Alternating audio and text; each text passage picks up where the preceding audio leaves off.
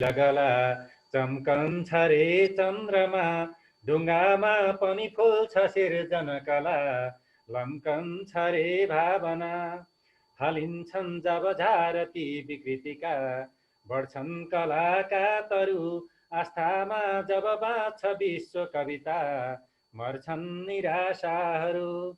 अभिवादन। साहित्य सन्ध्याको 410औं श्रृङ्खलामा आज हाम्रो निमन्त्रणा स्वीकार गरेर आइदिनुहुने सम्पूर्णमा म हार्दिक आभार व्यक्त गर्दछु, कृतज्ञता जाहेर गर्दछु।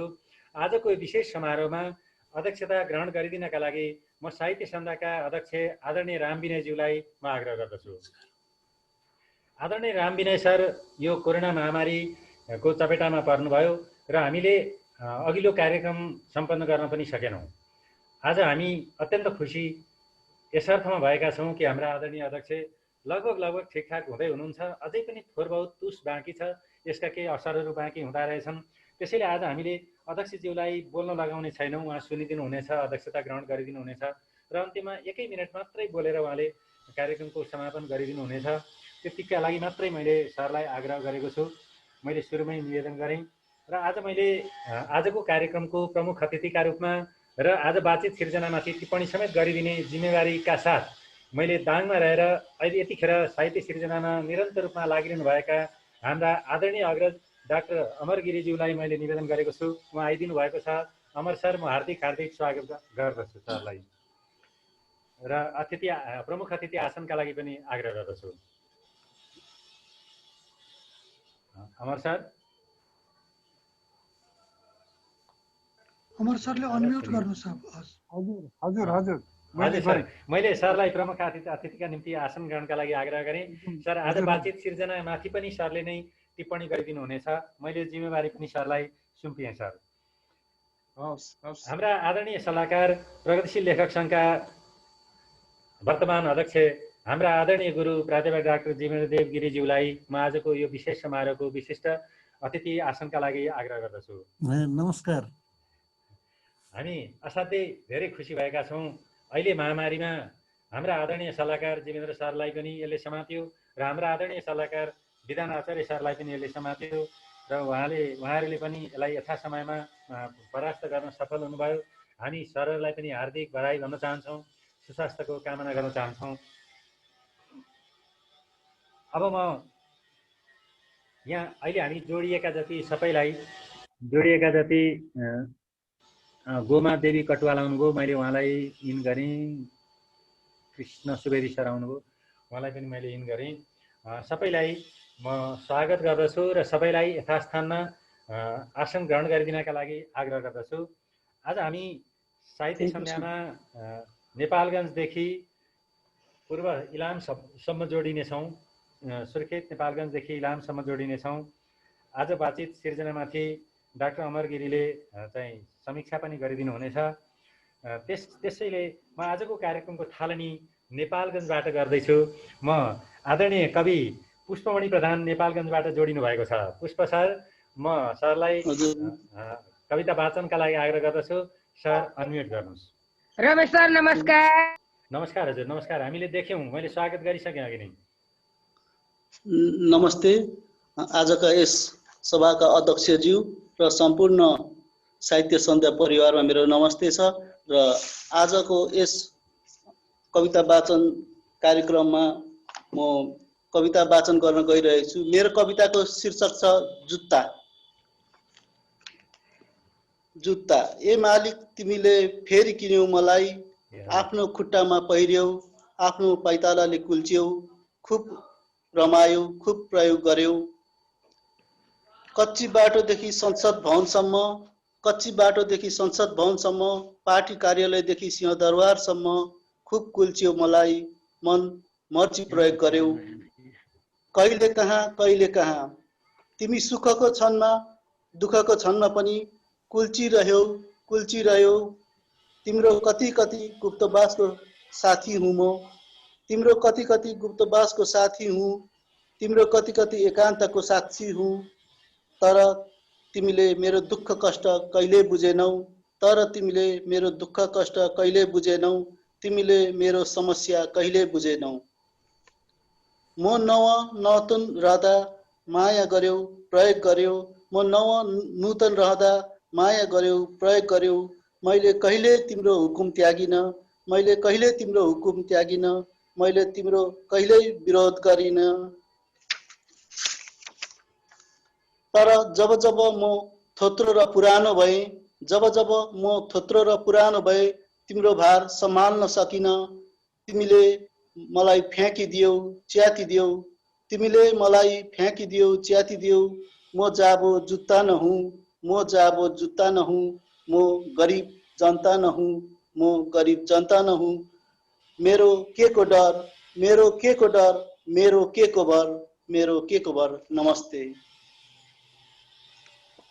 धन्यवाद धेरै धेरै धन्यवाद पुष्प सर कविताका लागि म हार्दिक आभार व्यक्त गर्दछु अब म सिधै सुदूर पूर्वमा पुग्न चाहन्छु पूर्वको सुदूर पूर्वमा इलामबाट बालकृष्ण लामिछाने जोडिनु भएको छ बालकृष्ण सर म कविताका लागि सरलाई आग्रह गर्दछु बालकृष्ण लामिछाने सर एकचोटि सरले अनम्युट गर्नु पहिले हजुर धन्यवाद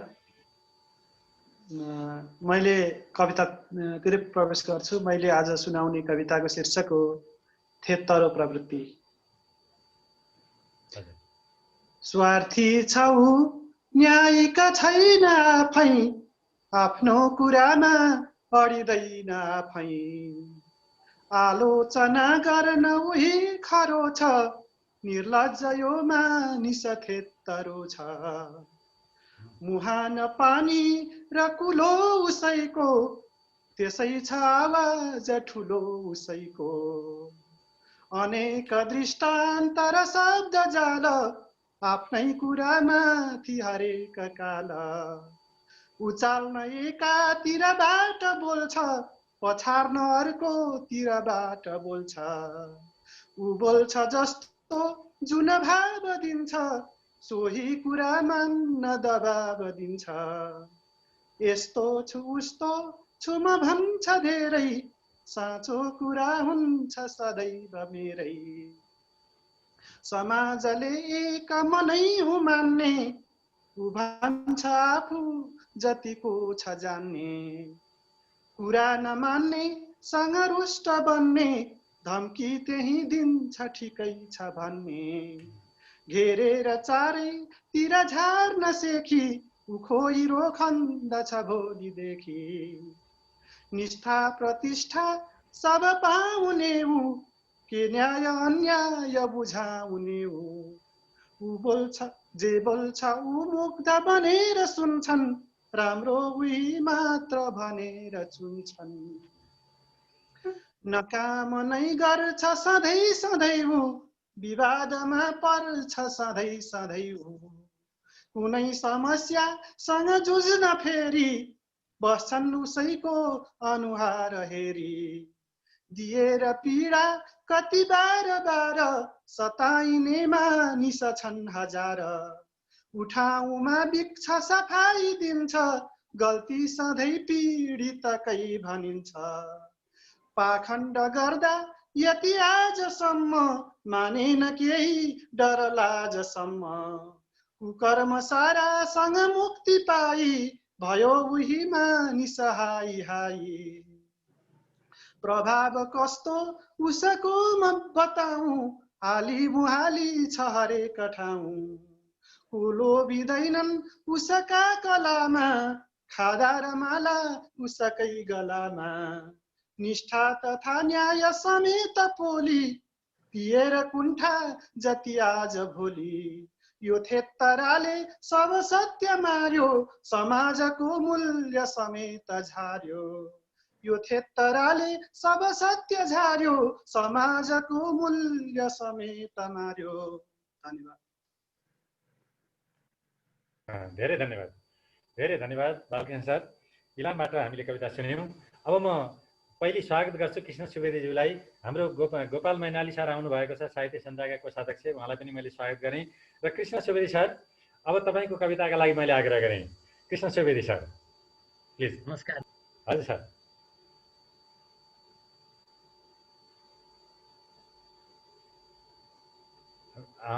एकचोटि म्युट भयो सर अनम्युट गर्नु त कृष्ण सर कृष्ण सर हो हजुर अब ठिक छ हजुर मेरो म्युट छ, म्युट छैन। अब ठिक छ, अब ठिक छ। सबभन्दा पहिला म दुईटा वचन बोल्ने अनुमति मागे। यो हस् सर।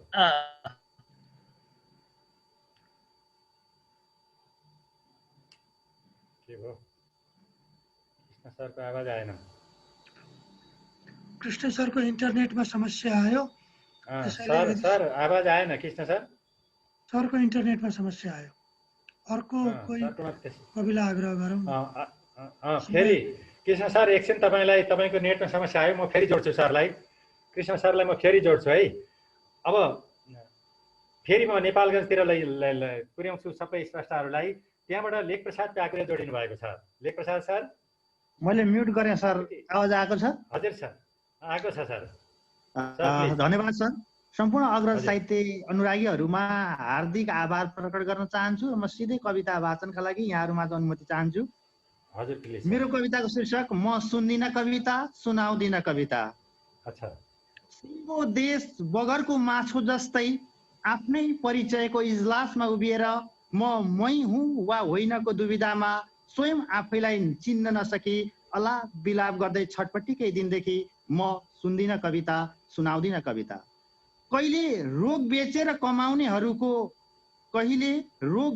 कमाउनेहरूको त्यही रोगी देखेर रमाउनेहरूको भिड हेर्दै गरेको अस्पताल रोगी लासा र अशक्त भई निरोगशाला होइन रोगशालामा रूपान्तरित भएकै दिनदेखि म सुन्दिन कविता, सुनाउँदिन कविता। अरूको लाख आमाको काख भनेर कहिल्यै नथाक्ने गुरुका आफ्नै सन्तान पातालमा बिलाउने अभिलाषा सहित आकाश भएर उडे लगत्तै बाकस भएर फर्केदेखि म सुन्दिन कविता, सुनाउँदिन कविता। हजुरबुवाको डोको र नाम्लो हराएको बस्तीमा हजुरआमाका औँलाहरूले सुइरो च्यापेर बुनेको स्वेटर, भुराहरू चिमुसी चिमा रमाउने आँगन छेउको मजेरी हराएको पीडामा सुनगाबा जस्तै गुराँसले समेत आफ्नै वैंश भुलेर फुल्न छाडेदेखि म सुन्दिन कविता, सुनाउँदिन कविता। हो, चट्टान फोरेर पनि पिपल उम्रन्छ भन्थे, पक्कै चट्टान फोरेर पनि पिपल उम्रन्छ भन्थे। साँच्चै पिपल यसरी उम्रियो जसले चट्टान छोड्यो सट्टामा हरेक मान्छेको सुरक्षार्थ खटिएको 45 मुनिको कोमल माटो छेद विच्छेद पारेदेखि म सुन्दिन कविता, सुनाउँदिन कविता। साँच्चै म सुन्दिन कविता, सुनाउँदिन कविता। धन्यवाद। रमेश सर, अब कृष्ण सुवेदी सर तयार हुनुहुन्छ जस्तो छ। कृष्ण सरको अब नेटले काम गर्ला। Krishna Subedi sir please. यो बिचमा मैले बोलिहालेँ, यहाँ हरि तिमिल सिन्हा जोडिनु भयो नेपालगञ्जबाट। हरि तिमिल सिन्हा सर, मैले स्वागत गरेँ है सरलाई। अतिथि आसनका लागि निवेदन पनि गरेँ। नेपालगञ्जबाट हरि तिमिल सिन्हा जोडिनु भएको छ। मैले सरलाई अतिथि आसनका लागि आग्रह पनि गरेँ, स्वागत पनि गरेँ। अब कृष्ण सर प्लिज। साथीहरू, मेरो यो कविता अघिल्लो पटक यो संविधान दिवस अवसर पारेर हाम्रो साहित्य सन्ध्या आयोजना भएको थियो, त्यसको निमित्त लेखिएको कविता। त्यो बेला सुनाउन पाइएन, यो अलि बासी भयो, 1 महिना जति सायद, त्यही सुनाउन लागिरहेको छु म। मेरो सुनाउने कविताको शीर्षक छ कल्पवृक्ष र सञ्जीवनी। युगको ब्याडमा राखेर शताब्दी लामो समयसम्म माया र उत्सर्गको सामल खर्चेर तयार गरेको मेरो कल्पवृक्ष,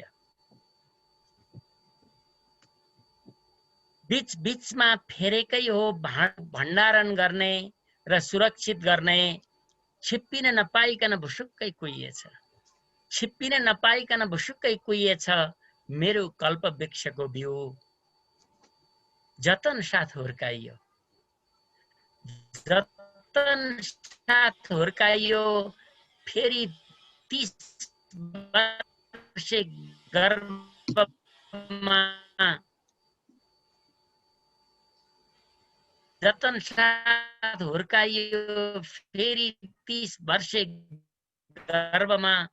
मेरा 9 नारी हत्तकी भए।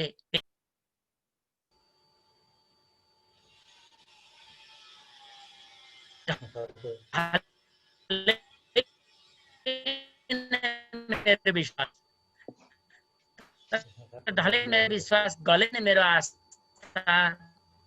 नामको महायज्ञमा फेरि त्यही कल्पवृक्षको सन्तानले फेरि किरा लागेछन् मेरो आस्थाको त्यो सुकुमारी कलीका मुनाहरूमा, सद्भाव र जनविश्वासका तुनाहरूमा। मैले राम्ररी स्याहार्न नसक्दा फेरि झुसिल किरा र गवाराले गालेछन्। मैले धरोहर थेग्न नसक्दा फेरि आतताई नङ्ग्राहरूले चिथोर्न थालेछन्। पुनर्जन्म पाएको मेरो बगैँचामा पल्लवित कलीका मुना।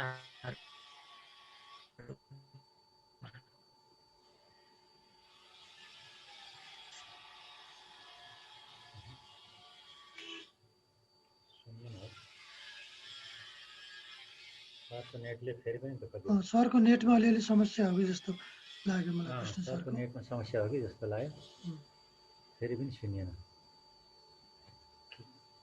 के अरे कृष्ण सर फेरि पनि नेटले अलि धोका दियो है कृष्ण सर।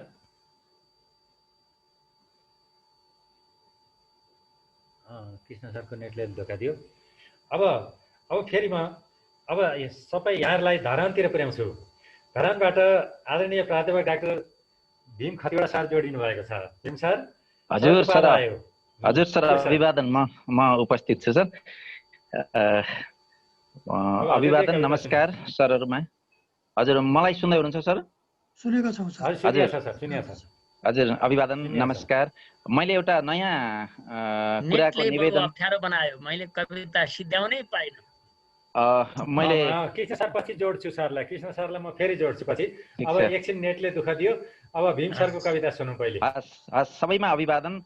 मैले कोरोनाले गर्दा हाम्रा मार्क्सवादी सौन्दर्य चिन्तनका अभियन्ताहरू राम विनय, त्यस्तै जीवेन्द्र सर, धेरैजना एकदमै धेरै आहत हुनुभयो। म आफै पनि कोरोनाले लडाइएँ र तर कोरोना हार्यो। यस्तो बेलामा मलाई यस्तो लाग्यो कि हामीले जीवनसँग सम्बन्धित कुरामा सामाजिक दूरी भने सर यो भौतिक दूरी मात्रै कायम गर्दा हुने रहेछ भन्ने लाग्यो। सामाजिक दूरी, पारिवारिक स्नेह सद्भाव, प्रेमको के रहेछ अर्थ भन्ने लागेर आज म अलि अनौठो खालको, यहाँहरूलाई पक्कै अनौठो लाग्छ, मैले मेघदूतको एउटा अनुवाद समछन्दमा, यो चाहिँ मन्दाक्रान्त छन्दमा नै मैले यहाँ तयार गरेर 10 वटा श्लोक छन्, म यो वाचन गर्ने अनुमति चाहे छन्। यो मेघदूतको प्रारम्भिक 10 वटा पद्य हुन्। पूर्व मेघबाट मैले प्रारम्भ गरेँ। स्वर नभए पनि म यो वाचन गरेर सुनाउने अनुमति चाहे। आमा शक्त प्रभु विमुख जो यक्षले दण्ड पायो, एक्लो वर्षै भर हुन पुग्यो, प्रेमिका छाडी आयो। हेर्दै अग्लो जनक दोहिता स्नानले पुण्यभूत, छाया मिल्ने रुखमुनि नयाँ बास भो चित्रकूट। छाडी एक्लै नवदिल परी दूर रोई बसेको, सुक्ता सुक्तै शिथिल करको स्वर्णबाला खसेको। आषाढैको प्रथम दिनमा झन् गल्यो सम्झिएर, ढिस्को ढाल्ने गजसरी थियो टाकुरा माथि मेघ। अर्कै बन्छन् प्रिय मनहरू हुन्छ झन् प्रेम गाडा, देखि मेघा कृति मन अडोस के गरी ऊ छ टाढा। उड्दै जाँदा अझ सुनयना याद बिउझाउनाले, आँखा अश्रु प्लवित हुन गो सम्झनाले घनाले। हेर्दा हेर्दै घन नयनमा प्रेम भाका सुसायो, हाँस्दा हाँस्दै मन बिरहको अग्निमा जल्न थाल्यो। लैजा लायो खबर उसले आश केही सगाल्यो, उत्साही भई कुट जसुमले अर्चना गर्न थाल्यो। आगो हावा जल अनि धुवाँ रूप निश्चेत मेघ, मान्छेले झैँ लग खबर यो भन्छ प्रेमी अचेत। आँखा चिम्ली प्रणय पथमा बन्छ प्रेमान्ध मग्न, वस्तु प्राणी अविसम हुने भाव कस्तो अचम्म। तिम्रो वंशालय छ गतिलो पुष्करा व्रतकी हौ, इच्छाधारी गतिमय तिमी इन्द्रकै सारथी हौ। मागे केही परछु घरको प्रेयसी याद डाक्छन् छाड्छन् सक्ने पनि अधमता श्रेष्ठकै साथ माग्छन् सन्तापीका शरण बन्न हे मेघ मेरी प्रियामा लैजाऊ है खबर प्रियका आर्त आफन्त मान बल्छन् बत्ती झलल शिवका मूर्ति काटाउकामा जानु सोही नगर अलका यक्षको भव्य धाम टेक्दै हावा जब गगनमा उड्दछौ माथि माथि हेर्छन् एक्ला विवश बनिता केश पन्छाउँदै आजै भेटौं सरी प्रियतमा चुलबुले भो मनैयो देखि मेघ कृति मन थुनी बस्न सक्ला मझैको सक्छौ जाऊ अब पति परा भाउजू भेट मेघ औला भाँची दिन गनी गनी बस्दछन् यतिखेर छाती पोले पनि मिलनका आशाको तन्तु पक्री बाँच्छन् पर्खी प्रिय प्रियतमा प्रेम कल्पेर फक्री अन्तिम पद्य 10औं पद्य माया पाई पथ अघि बढे सुस्त हावा क्रमैले बायाँ आई मधुर रवमा गाउला चातकैले सेता माला प्रिय नयनमा देख्दछन् भई प्रफुल्ल गर्भाधान क्षण शुभ उही ठान्दछन् ती बकुल्ला गर्भाधान क्षण शुभ उही ठान्दछन् ती बकुल्ला। यही अनुदित पद्यहरूका साथमा बिदा भए। धेरै धेरै धन्यवाद सर। अभिवादन, नमस्कार। हजुर धेरै धन्यवाद भीम सर। यो कोरोना महामारीबाट संक्रमण भएर पनि त्यसलाई परास्त गर्न सक्नुभयो। हामी हार्दिक बधाई भन्न चाहन्छौँ सरलाई, सुस्वास्थ्यको कामना गर्न चाहन्छौँ। अब म दुईजना कविहरूलाई पहिले स्वागत गर्छु। ज्ञानी विद्रोही आउनुभएको छ, म स्वागत गर्दछु साहित्य सन्ध्याको यो विशेष कार्यक्रममा। त्यसै गरी महेशराज खरेल आउनुभएको छ, सरलाई पनि म स्वागत गर्दछु र फेरि नेपालगञ्जतिर यहाँहरूलाई पुर्याउँछु। नेपालगञ्जबाट प्राज्ञ हरि तिमिल सिन्हा जोडिनु भएको छ। हरि सर, एकचोटि सरले अनम्युट गर्नु त। हरि सरलाई म कविता वाचनका लागि आग्रह गर्दछु। हरि तिमिल सिन्हा।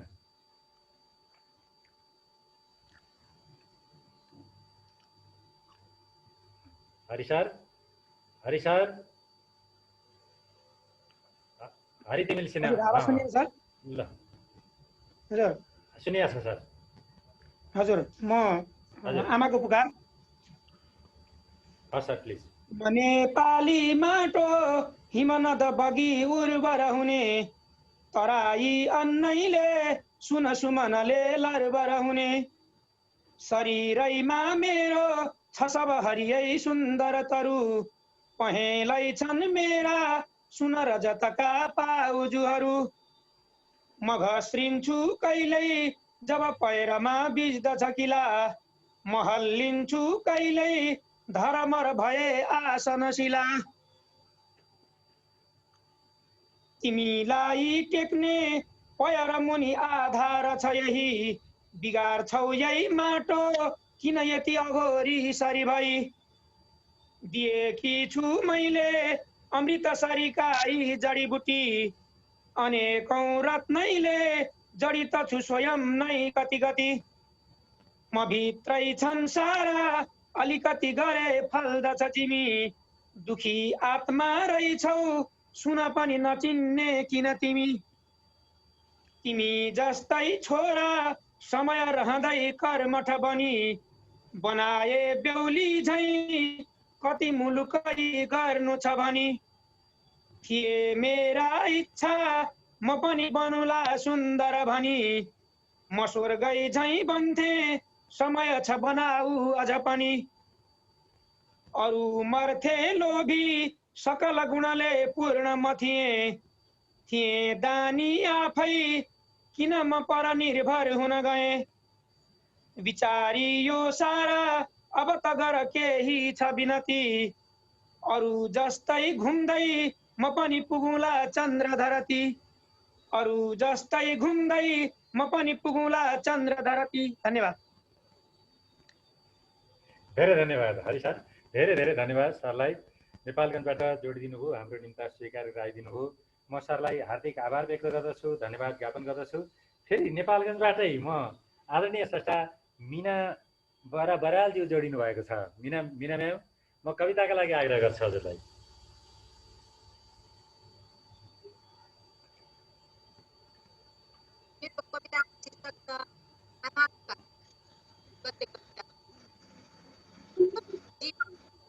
हजुर खोजीमा, लौकिक आनन्दको खोजीमा, आधुनिकता अझ अत्याधुनिकको खोजीमा सहर पसेका, घरखेत समेत बेचेर विदेश पसेका मनुवाहरू सहरको रमझममा। सहर त मेरो पसिना खाँदो रहेछ, मेरो श्रमको सिनो खाँदो रहेछ, खाँदो रहेछ उमेर अर्थात् जिन्दगी, खाँदो रहेछ उमेर अर्थात् जिन्दगी।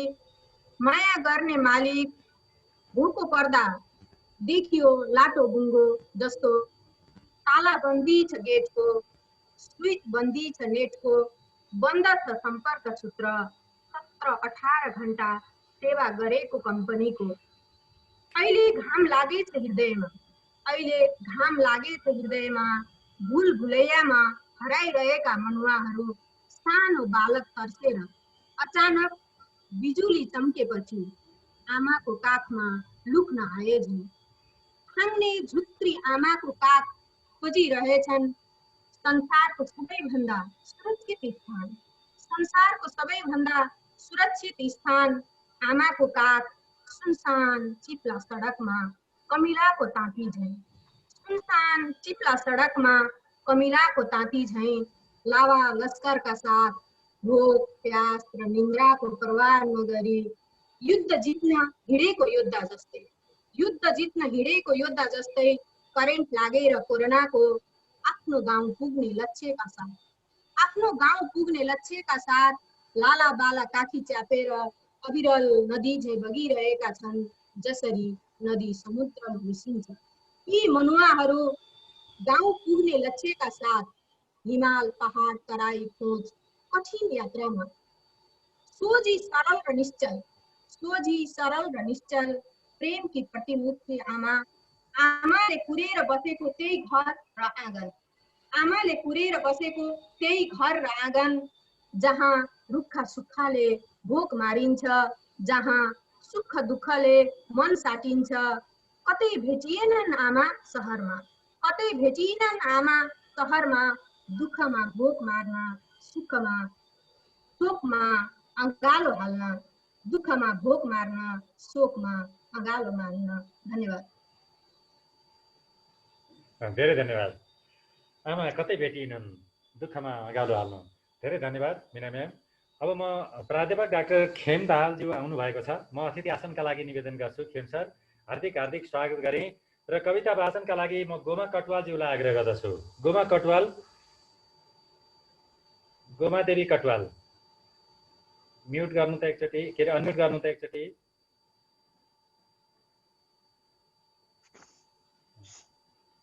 अनम्युट गर्नु हजुर।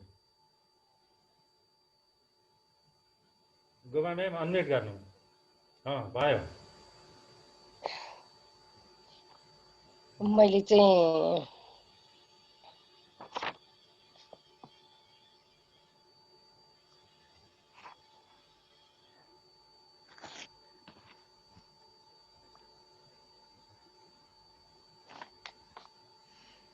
रमेश सर तयारीको सूचना दिनु पर्ला है।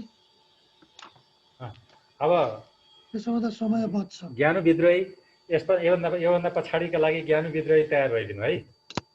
हजुर, मलाई त्यो भएर पनि नमस्कार यहाँहरू सबैलाई।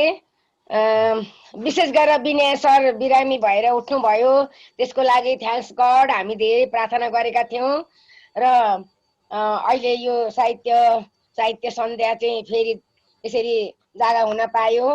हामी धेरै दुखी थियौँ, त्यसको लागि भगवान्लाई थ्याङ्क्स गड भन्दै म मेरो कविता सुरु गर्छु। मेरो कविताको शीर्षक छ आमाको पुकार। हरिया ताने बैरीले मेरो पाउ चाहिँ कुल्चियो, हरिया ताने बैरीले मेरो पाउ चाहिँ कुल्चियो, लम्काउँछ हात छातीमा मेरो तुना नै फुस्कियो, लम्काउँछ हात छातीमा मेरो तुना नै फुस्कियो, दाहिने हात एउटाले तान्छ अर्को हात लम्कियो, दाहिने हात एउटाले तान्छ अर्को हात लम्कियो शिरको चुल्ठो अर्कोले तान्छ पटुकी खुस्कियो शिरको चुल्ठो अर्कोले तान्छ पटुकी खुस्कियो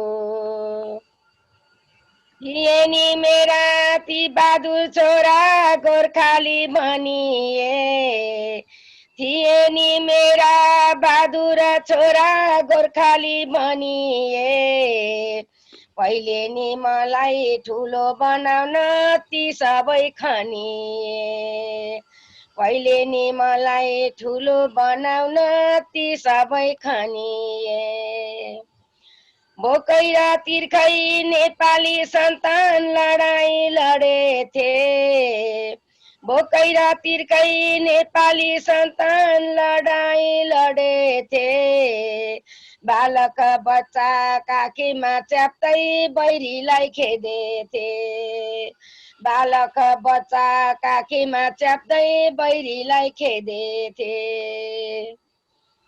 इज्जत थियो संसारभरि बहादुर छोराको इज्जत थियो संसारभरि बहादुर छोराको अहिले चाहिँ किन सुतेर बस्छौ हे मेरा छोरा हो अहिले चाहिँ किन सुतेर बस्छौ हे मेरा छोरा हो उठाए उठा नेपाली छोरा मलाई जोगाइदेऊ उठाए उठा नेपाली छोरा मलाई जोगाइदेऊ दारुलो तिम्रो खुकुरी चम्काई बैरीलाई खेदाइदेऊ दारिलो तिम्रो खुकुरी चम्काई बैरीलाई भगाइदेऊ दारिलो तिम्रो खुकुरी चम्काई बैरीलाई भगाइदेऊ धन्यवाद यहाँहरू सबैलाई मेरो हार्दिक नमन सक्यो सर मेरो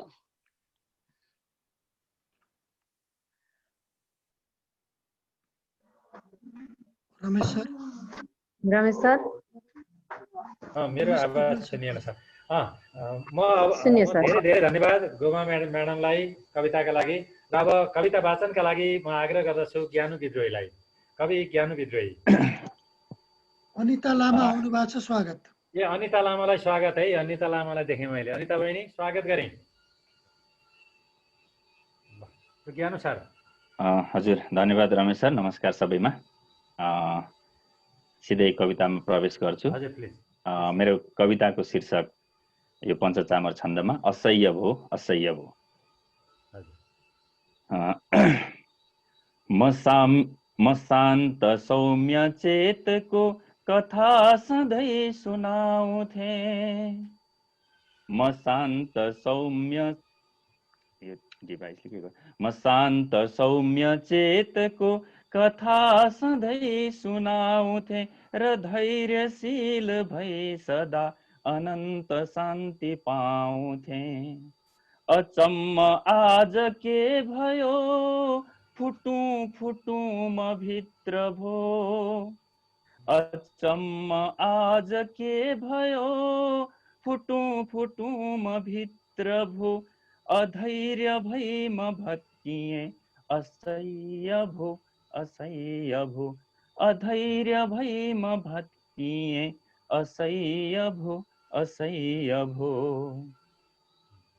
कथा रचेर जातको छ प्रेम बन्दकी जहाँ कथा रचेर जातको छ प्रेम बन्दकी जहाँ म आस के गरौँ हरे नयाँ समाजको त्यहाँ म आस के गरौँ हरे नयाँ समाजको त्यहाँ न खुल्छ सभ्य चेतना न बोल्छ सत्यको मियो न खुल्छ सभ्य चेतना न बोल्छ सत्यको मियो समाज खण्ड खण्ड यो असह्य भो समाज खण्ड खण्ड यो असह्य भो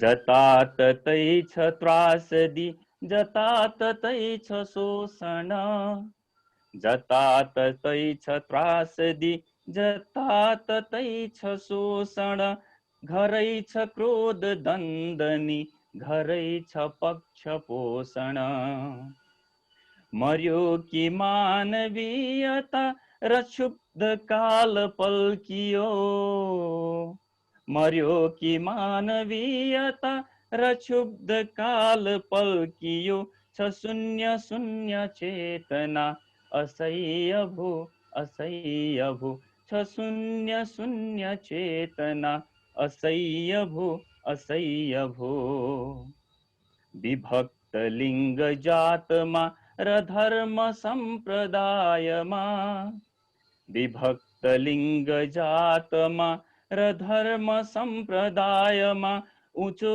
निचो जहाँ तहीँ हिमाल खोज फाटमा उँचो निचो जता तहीँ हिमाल खोज फाटमा समाज देश राष्ट्र नै दरिद्र सोचले चल्यो समाज देश राष्ट्र नै दरिद्र सोचले चल्यो छ अस्त व्यस्त एकता असह्य भो छ अस्त व्यस्त एकता असह्य भो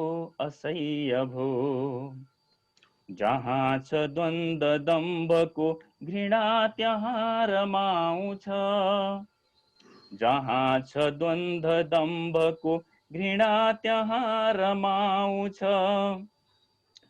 जहाँ छ द्वन्द दम्भको घृणा त्यहाँ रमाउँछ र तुच्छ त्यो दरिद्रता खुलेर मुस्कुराउँछ र तुच्छ त्यो दरिद्रता खुलेर मुस्कुराउँछ विरक्त लाग्छ कल्पदा भविष्य के हुने भयो विरक्त लाग्छ कल्पदा भविष्य के हुने भयो मनुष्य झैं मनुष्य खै असह्य भो मनुष्य झैं मनुष्य खै असह्य भो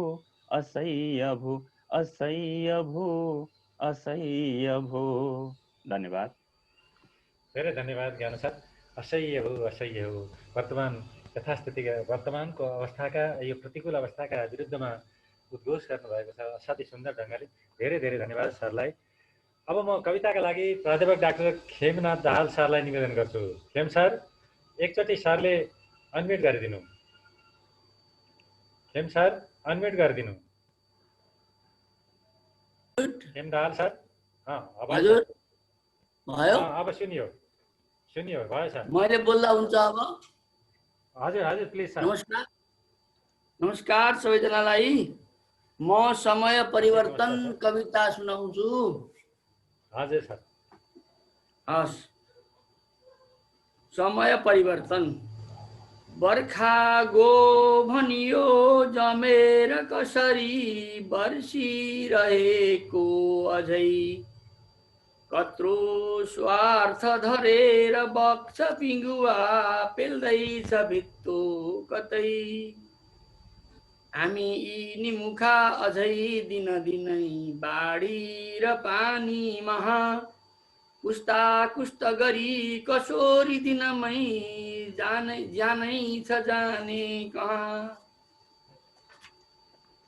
पहिरामा परियो अझै अधरती जन्मै र मर्नै भनी आयौ भन्छ भलो समात्छ तलुवा छोड्दैन कालै बनी मायाको भर छैन भित्र अहिलेको बोल्छ हेरौँ कति संसारी दिनका कठोर छिनका फेला परे दुर्गति हाम्रो यो धरती संस कति पो यस्तो अचाक्ली बढे धेरै कष्ट सहेर आज पनि यो दिगदार मान्दैछ रे कस्तो यो नखरा भएर अहिले धेरै रिसायो धरा बाढीको सहसा सन्छ कसरी मान्छे बबुरो बरा वैज्ञानी धरती कता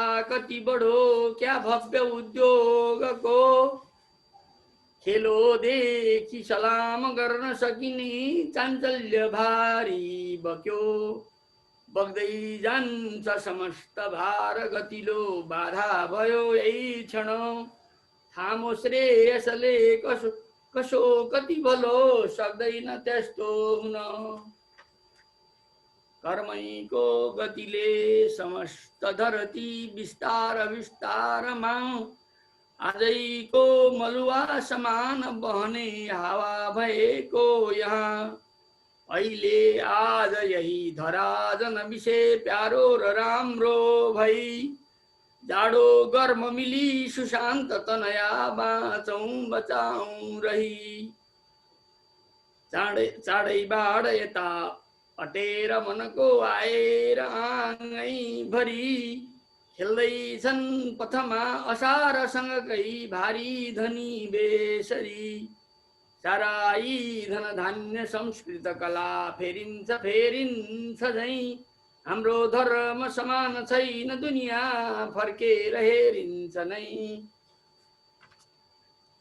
बर्खा जान्छ शरद प्रफुल्ल मुढा बान्की समायो यता बाली खेत हरा भरेर न्युरी खेल्दै बहेली कता पूजाको धुमधाम चकचक यतै हेर्दै म आएँ अब मालाको महिमा म हेर्छु अहिले सम्झेर तिम्रो बल मालाको महिमा म हेर्छु अहिले सम्झेर तिम्रो बल धन्यवाद सर नमस्कार धेरै धन्यवाद खेम सर धेरै धेरै धन्यवाद कविताका लागि म अब कविताका लागि बहिनी अनिता लामालाई अनुरोध गर्छु अनिता बहिनी अनम्युट गर्नु अनिता लामा हजुर ल अनम्युट गर्नु बहिनी भयो सबभन्दा पहिले सबैजनालाई नमस्ते रामविनय दाई हजुरलाई एकदमै धेरै धेरै नमस्कार अभिवादन अझै धेरै सुस्वास्थ्य र उच्च मनोबलको कामना गरेँ दाई एकदम यो ढुकढुकी थामेर हामीले दाईलाई सम्झिरह्यौँ मैले पनि अस्पतालबाट आफूले सकेको छु स्वास्थ्य स्थिति जानकारी लिनका लागि अनिता बहिनीले हेम्स हस्पिटलमा धेरै प्रयत्न गर्नुभयो त्यो अलिकता त्यहाँबाट चाहिँ सूचना प्राप्त गर्नका लागि अनिता बहिनीले साह्रै धेरै प्रयत्न गर्नुभयो त्यो एकदमै अवस्था भन्ने जानकारीको लागि हामी आभार व्यक्त गर्दछौँ बहिनी अब म हजुरहरूलाई एउटा जानकारी पनि गराउँछु हाम्रो हर्ष स्याङ्बो बुवाको घरमा नेटले डिस्टर्ब गर्यो क्या बहिनीलाई त्यहाँ हजुर हिजो म यहाँहरूलाई एउटा जानकारी गराउँछु हर्ष स्याङ्बो दाईको के अरे बुवाको घरमा हिजो आगलागी भयो बहिनीको नेटले अलि डिस्टर्ब गर्यो है हो र रमेश सर ठिकै छ सुनिएको छ ठिकै छु मैले सुनेको छु हामीले त रमेश सुनिएको छ राम्रो सुनिएको छ म यहाँबाट जानकारी गराउँछु हर्ष स्याङ्बो बुवाको घरमा हिजो आगलागी भयो कुण्ठाको त्यो झुपडी सुकुम्बासी बस्तीभित्र अनि उहाँको मात्रै कोठामा चाहिँ आगलागी भएर उहाँको कोठाको पुस्तकहरू त्यो पुरस्कारहरू त्यो सबै जलेको छ मोबाइल पनि जलेको छ र उहाँको जीवधनको के अरे ज्यानमाथि चाहिँ त्यस्तो केही साह्रो गाह्रो भएन तत्कालै हामीले उपलब्ध चिजबिजहरू मार्फत रेस्क्यु गर्यौँ र उहाँको ओढ्ने ओछ्याउनेहरू चाहिँ के पनि रहेन लगाएको ज्यानको लुगा मात्रै छ उहाँसँग उहाँको एउटा कोठालाई मात्रै असर पुग्यो। त्यसैले हामीहरूले सम्पर्कमा रहेका हामी सबैले उहाँलाई सान्त्वना दिउँ।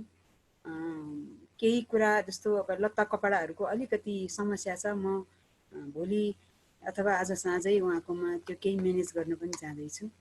यहाँहरूले एउटा उहाँलाई त्यो खालको सहानुभूति पनि हामीले दिनुपर्छ यति बेला भन्ने लाग्छ।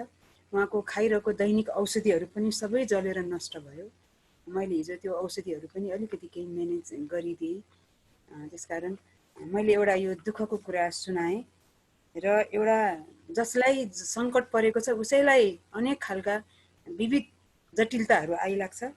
उहाँको त्यो सुकुम्बासे बस्तीको त्यो झुपडीमा हिजो आगो लागेको र बहुत सताइएको हुनाले मैले आज कविता पनि यो झुपडी र महल वाचन गर्न चाहेँ।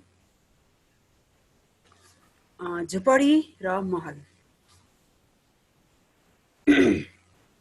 मेरो अनुराग कविता सङ्ग्रहमा संरक्षित छ यो। देश झुपडीमा बास खोजी हिँड्छ। देश झुपडीमा बास खोजी हिँड्छ, मान्छे देशभित्रै ओत खोजी हिँड्छ। देश झुपडीमा बास खोजी हिँड्छ, मान्छे देशभित्रै ओत खोजी हिँड्छ। लाग्छ जीवन सडक भरि भरि आयु खोजी हिँड्छ, म त्यही आयुहरूमा जीवन खोजी हिँड्छु। देश बन्दी भएको छ झुपडीमा आफ्नै राजीले। देश बन्दी भएको छ झुपडीमा आफ्नै राजीले, र त बन्दकी हुनबाट जोगिएको छ स्वतन्त्रता, स्वाभिमान, स्वाधीनता र उसले कमाएको सज्जनता झुपडीले सुरक्षित गराएको छ। यसकारण झुपडीले देश बचाएको छ। यसकारण झुपडीले देश बचाएको छ। जब झुपडीमा देश हाँस्न थाल्छ, जब झुपडीमा देश हाँस्न थाल्छ, देशभित्रका महलहरू ईर्ष्या गर्न थाल्छन्, झुपडीको धज्जी उडाउँछन्। किनकि झुपडीले आलिशान जीवन जिउन जान्दैन, देश प्रेमका कथाहरू लेख्न जान्दैन, राष्ट्रियताका भाकाहरू बोल्न जान्दैन।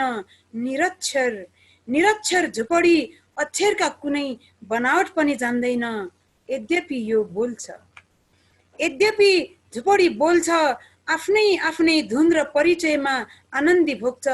पसिनामा आफ्नो जीवन देख्छ, आङ ढाक्ने मजेत्रमा जीवनको सारा अयासी भुल्छ। महलहरू त देशको आङ नङ्ग्याउँछन् र आफ्नै महलमा पर्दा ढाक्छन्। पर्दा भित्रै देश प्रेमका खेल खेल्छन्, साउती मार्छन्, ठेलीका ठेली राष्ट्रिय अन्तर्राष्ट्रिय कृतिहरू लेख्छन् र पर्दा खोल्छन्, प्रदर्शन गर्छन्, देशको गाना गाउँछन्, गरिबीको सहानुभूति गाउँछन्। हिजो आफै बाँचेको त्यही झुपडीको इतिहास दोहोऱ्याउँछन् र पर्दा बन्द गर्छन्। भोलिपल्ट झुपडीमा आग लागि हुन्छ, गरिबीको अस्मिता सकिन्छ, झुपडीको अस्मिता देखिन्छ। धन्यवाद, नमस्कार। धेरै धेरै धन्यवाद अनिता बहिनी, कविताका लागि धेरै धेरै धन्यवाद। अब कविता वाचनका लागि म कवि महेश राज खरेललाई आग्रह गर्छु। महेश राज खरेलज्यू, महेश सरले एकचोटि अनम्युट गरिदिनु त।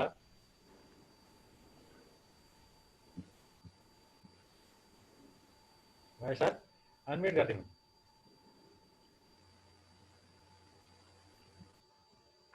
आयो सर। नमस्कार सबै कविज्यूहरूलाई, धन्यवाद रमेश सरलाई। राम विनय सर स्वस्थ लाभ प्राप्त गर्नु भएको छ, उहाँलाई धेरै धेरै शुभकामना छ आगामी जीवनको। म यो पहिलोचोटि साहित्य सन्ध्यामा उहिले 43 साल 44 सालतिर अलिअलि म वाचन गर्न उभिन्थेँ। त्यस पछाडि यो पहिलोचोटि रमेश सरको प्रयत्नले म जोडिएको छु। मैले चाहिँ यो अलि ठाडो खालको कविता लेखेको छु, अलि अगाडि लेखेको, अहिले फेरि समय अर्कातिर मडारिसक्यो, कति सान्दर्भिक हो थाहा भएन, तैपनि म सुनाउने अनुमति चाहन्छु। कुरा मूल्यको, यो कुरा मूल्यको शीर्षक कविता मैले यहाँ प्रस्तुत गर्न लागेको छु। हो यसपटक अलि जोडले मूल्यको कुरा उठ्यो, मान्यताको कुरा उठ्यो, पद्धतिको कुरा उठ्यो, साँच्चै गजबले उठ्यो, बस्नै नसक्ने गरी उठ्यो। हो यसपटक अलि जोडले मूल्यको कुरा उठ्यो, मान्यताको कुरा उठ्यो, पद्धतिको कुरा उठ्यो, साँच्चै गजबले उठ्यो, बस्नै नसक्ने गरी उठ्यो। रङ्ग दिएर होलीमा झैँ कोही रमाए, कसैले ठुलै पदका निम्ति पानी समाए। पुराना लबेदा सुरुवाल कोट टोपीले ड्राई क्लिन देख्ने मौका पाए। कयौं नयाँले नयाँ नै सेट छेके, नदेख्नेले पनि के हो के देखे। सपना कहिलेकाहीँ कल्पना भन्दा माथि देखिन्छ। आफूले स्वादिलो खाना भेटे स्थितिको दर्शन त्यही लेखिन्छ। सपना कहिलेकाहीँ कल्पना भन्दा माथि देखिन्छ। आफूले स्वादिलो खाना भेटे स्तुतिको दर्शन त्यही लेखिन्छ। नपाए कसैले भावको मान्यता, मेट्न मनको तृष्णा, भेट्न कुर्सीको चाह, पुच्चिएको सपना फेरि बिउताएर स्वर्ण जलपले सिगारेर नयाँ झैँ बनाएर एक तुरुप सिद्धान्त जनताको नाममा, एक अंश पद्धति कार्यकर्ताको नाममा, फेरि पनि उल्पतको सामान बेच्ने व्यापारीले झैँ विधिको एक तिरको बजारमा मोल मोलाइको मार्जिन बढाएर बाँदर नचाउने मादरीले बाँदरलाई साधन बनाए चाहिँ निष्ठाको धाममा फेरि उनै लुटिएका छुटिएका। निष्ठाको धाममा फेरि उनै लुटिएका छुटिएका अनि कहीँ कुटिएका पुराना सहयात्रीलाई साधन बनाएर उनीहरूकै नाममा एउटा नयाँ नीतिको मोलमोलाई चलिरहेछ आज राज्यका प्रत्येक अंशियारहरूको ठाउँमा। फेरि उनै लुटिएका छुटिएका कहीँ कुटिएका पुराना सहयात्रीहरूलाई साधन बनाएर उनीहरूकै नाममा एउटा नयाँ नीतिको मोलमोलाई चलिरहेछ आज राज्यका प्रत्येक अंशियारहरूको ठाउँमा। जोगी र भैँसीको कथा चाहिँ जोगीलाई भैँसीसितको डर, भैँसीलाई जोगीसितको डर। जोगी र भैँसीको कथा चाहिँ जोगीलाई भैँसीसितको डर, भैँसीलाई जोगीसितको डर। वा भनौँ घिउ व्यापारी र तरबार व्यापारीको कथा चाहिँ कोसिस एकले अर्कालाई ठग्ने, अर्कोले अर्कालाई ठग्ने, ठग्नमै महसुर धरिनु पर्ने। त्यसका निम्ति शक्ति चाहिने, शक्ति जन्नमा पाइने, कार्यकर्तामा पाइने, छानी कार्यकर्ता तान्न कल्प वृक्षको बोटबाट फल लिने आशामा चिच्याइरहेछन् पौजका विद्वानहरू दिग्विजयको भाषामा। शक्ति नयाँमा हुन्छ, पुरानामा खिया परेर जान्छ। सिद्धान्त दर्शन विधि पद्धतिको खास्टोले पुरानोलाई छेक्न सक्दैन। शक्ति नयाँमा हुन्छ, पुरानोमा खिया परेर जान्छ। सिद्धान्त दर्शन विधि पद्धतिको खास्टोले पुरानोलाई छेक्न सक्दैन। नयाँलाई नयाँ नै खास्टोले अनिकाल धान्न आशा मरुको खेतमा रोपेको धानलाई खडेरी मसिनाले चुटेर बाँकी रहेको भुसबाट चामल निकाल्ने सपना बाँडे झैँ सहजै ठोक्न सकिन्छ। सौदा उधारोको नहो, जसले किने पनि जसले बेचे पनि, किनिने पनि यिनै हुन्, बेचिने पनि यिनै हुन्। किन्नेले पनि जुगा मटारेकै छन्, बेच्नेले पनि जुगा बटारेकै छन्। सौदा उधारोको नहो, जसले किने पनि जसले बेचे पनि, किनिने पनि यिनै हुन्, बेचिने पनि यिनै हुन्। किन्नेले पनि जुगा मटारेकै छन्, बेच्नेले पनि जुगा बटारेकै छन्। के जान्छ र जुगा मटार्ने वा बटार्नेको, बिग्रिने त देश र जनता न हुन्। एकातिर अस्थिरताले पेरुङ्गो बनेको देशलाई स्थिरताको कवच लगाएर बेलुन फुलाए जस्तो समृद्धि बेच्नु परेको छ। एकातिर अस्थिरताले पेरुङ्गो बनेको देशलाई स्थिरताको कवच लगाएर बेलुन फुलाए जस्तो समृद्धि बेच्नु परेको छ। त्यही बेलुन पनि कसैलाई आयतन नमिलेर, कसैलाई पुरातन नबिडेर, कसैलाई भाग नमिलेर, कसैलाई भाग नपुगेर, अझ कसैका माग नसुनिएर उत्पन्न परिस्थितिमा लुछाचुडी गरेर फेरि फुक्नै नसकिने गरी च्यात्नु छ। हो, यो च्यात्ने होडबाजीको अब्बल नेता को हुने? अझ कसैका माग नसुनिएर उत्पन्न परिस्थितिमा लुछाचुडी गरेर फेरि फुल्नै नसक्ने गरी बेलुन च्यात्नु छ। हो, यो च्यात्ने होडबाजीको अब्बल नेता को हुने? कसले फेरि फुल्नै नसक्ने गरी च्यात्न सक्ने? आजको मुख्य प्रतिस्पर्धा यही भएको छ। एकातिर कोभिड-19ले जनता त्राही मान्छन्। देशको भोलि के हुने हो, सबै पक्ष र क्षेत्र अनिश्चित छन्।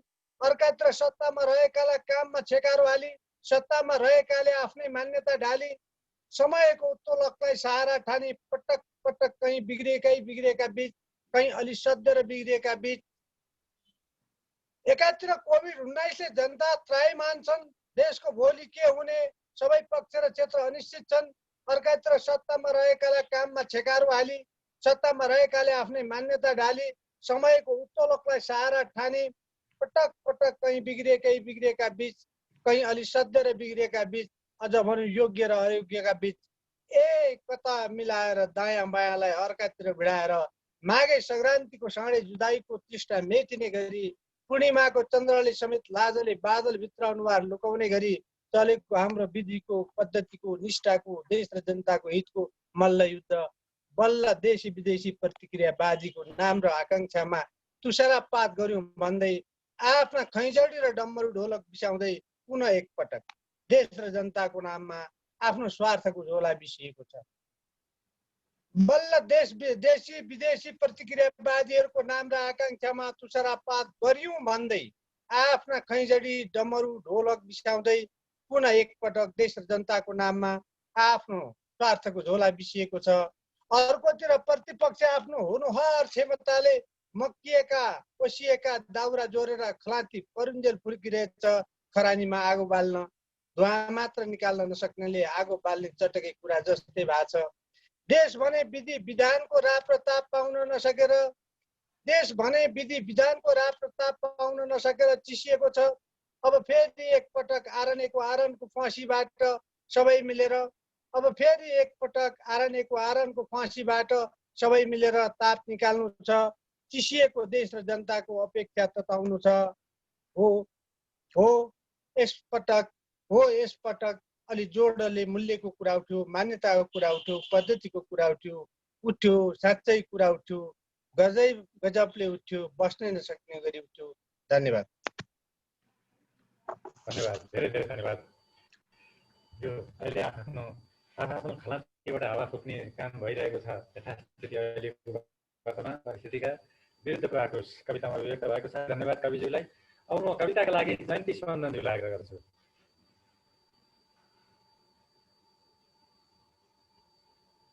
नमस्कार, मैले अलि अगाडि लेखेको मुक्तक सुनाउन चाहे। अचेल नेताजीको नजिक पर्न डर लाग्छ, अचेल नेताजीको नजिक पर्न डर लाग्छ, सत्य कुरा लुकाउने सबै बेमान लाग्छ, सत्य कुरा लुकाउने सबै बेमान लाग्छ।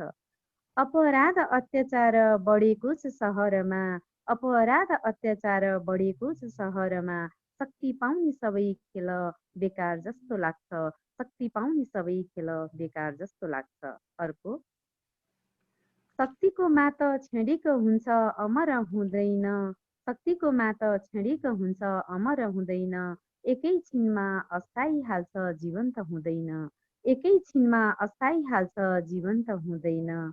शक्तिको भरमा पाएको मान टुक्रन्छ खिहिन्छ, शक्तिको भरमा पाएको मान टुक्रन्छ खिहिन्छ, शक्तिको बल निर्दयी हुन्छ समृद्ध हुँदैन, शक्तिको बल निर्दयी हुन्छ समृद्ध हुँदैन। धन्यवाद। धेरै धन्यवाद। मुक्तकका लागि धेरै धन्यवाद।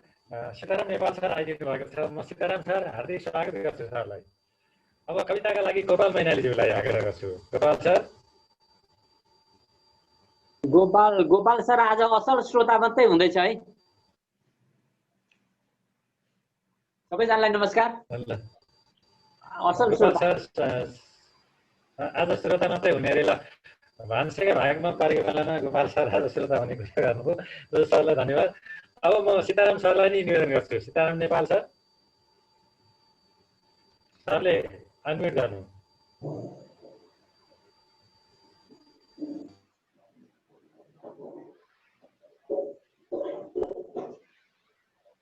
अनम्युट गर्नु त सर। सीताराम सर अब ठिक हो? भयो। सर्वप्रथम साहित्य सन्ध्याका अध्यक्षज्यूले कोभिडलाई जित्नु भएकोमा उहाँलाई हार्दिक बधाई दिन चाहन्छु र साथसाथै उहाँले आफ्नो श्रद्धेय पिता अनि भाइहरू गुमाउनु भएकोमा उहाँलाई गहिरो संवेदना पनि प्रकट गर्न चाहन्छु। मैले आज पनि हाइकु नै लिएको छु। म सुरु गरौँ वाचन। Please sir. हानु कुच्चोले फुटाल्ने छानी छानी विकल्प त्यति, अनन्त यात्रा झगडा पो देखियो मुहानै मैलो,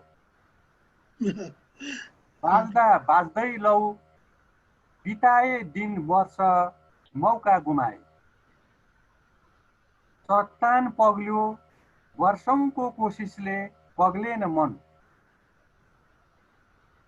हो ऊ भुतुक्क मन परी हुन्न भन्दा सामन्ती चेत, चपाइरहेछ खाएको होइन भन्दै कस्तो फट्याई, थुतुने माते मेरो शिरमा नाची म पछारिएँ,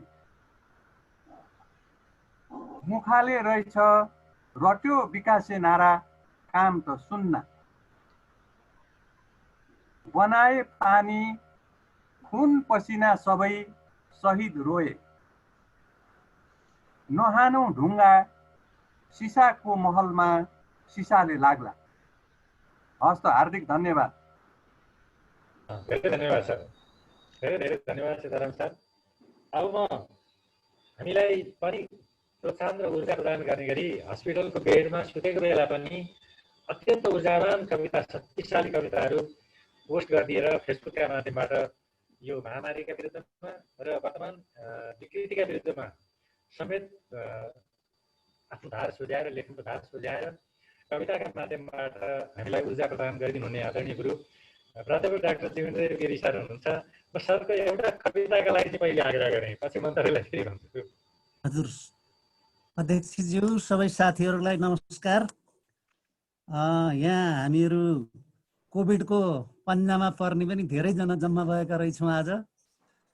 सर्वप्रथम त म रामविनय ज्यूको स्वास्थ्य लाभ भयो, एकदमै खुसी लागेको छ र उहाँको पूर्ण स्वास्थ्य लाभको कामना गर्दछु। थुप्रै साथीहरू धरानमा भीम सर हुनु, कृष्ण सुवेदी, विधान सर, म, हाम्रो धेरै साथीहरू कोभिडको फन्दामा पर्यौँ तर उम्केर आइयो र यो कोभिडलाई चाहिँ अलिक ख्याल गर्न नहुने चिज नै रहेछ भन्ने मलाई लागिरहेको छ।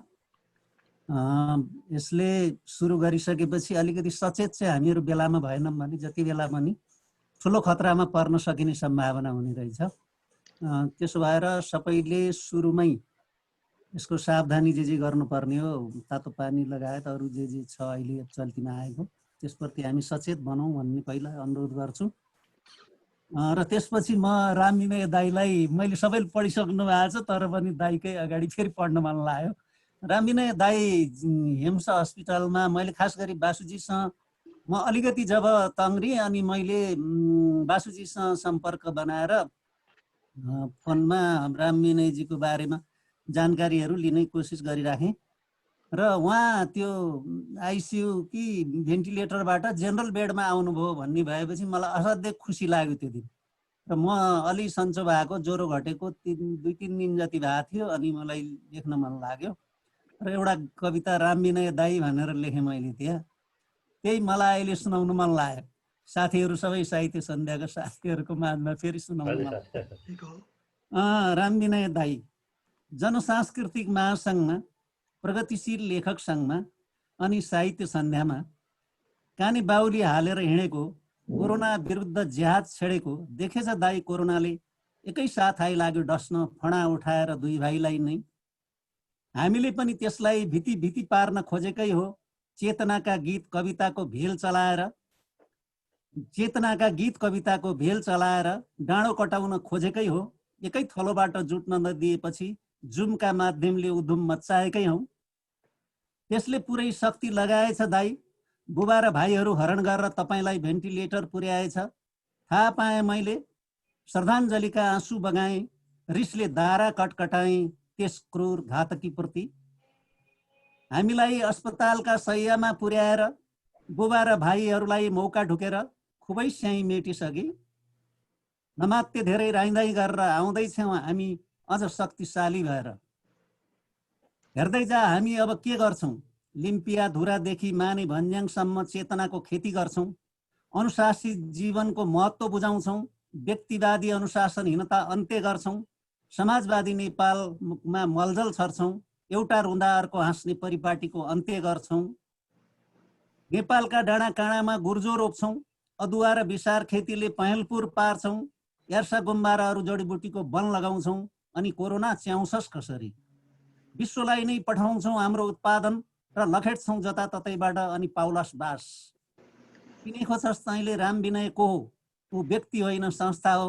झापादेखि चितवनसम्म बेथीतिर ज्यादती विरुद्ध लडेको इतिहास छ। साहित्य सन्ध्याको मियो बनेर क्विन्टलका क्विन्टल चेतना छरेको सुयस छ। जागरुक नयाँ पुस्ताको लहर लस्कर कति बढेको छ। अलिकति ठाडो मात्र उठ्न दे मेरो प्रिय दाइलाई, हामी बिजुली सञ्चार चलाएर तेरो किल्ला ध्वस्त पार्छौं।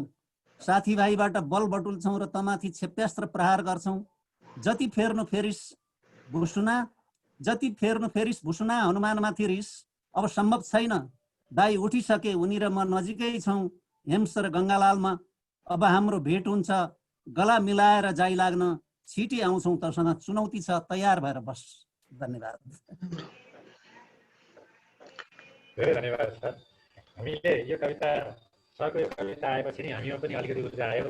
देशभरिबाट राम विनयको स्वास्थ्य स्थितिका बारेमा जानकारीहरू प्राप्त गर्नका लागि धेरै खोजनीतिहरू भए, तर आधिकारिक सूत्र पत्ता लगाउन त्यो परिवार शोकमा परेको, परिवार पीडामा रहेको त्यस्तो अवस्थामा अस्पतालबाट सूचना प्राप्त गर्न पनि बहुतै धेरै कठिन भयो त्यो बेलामा।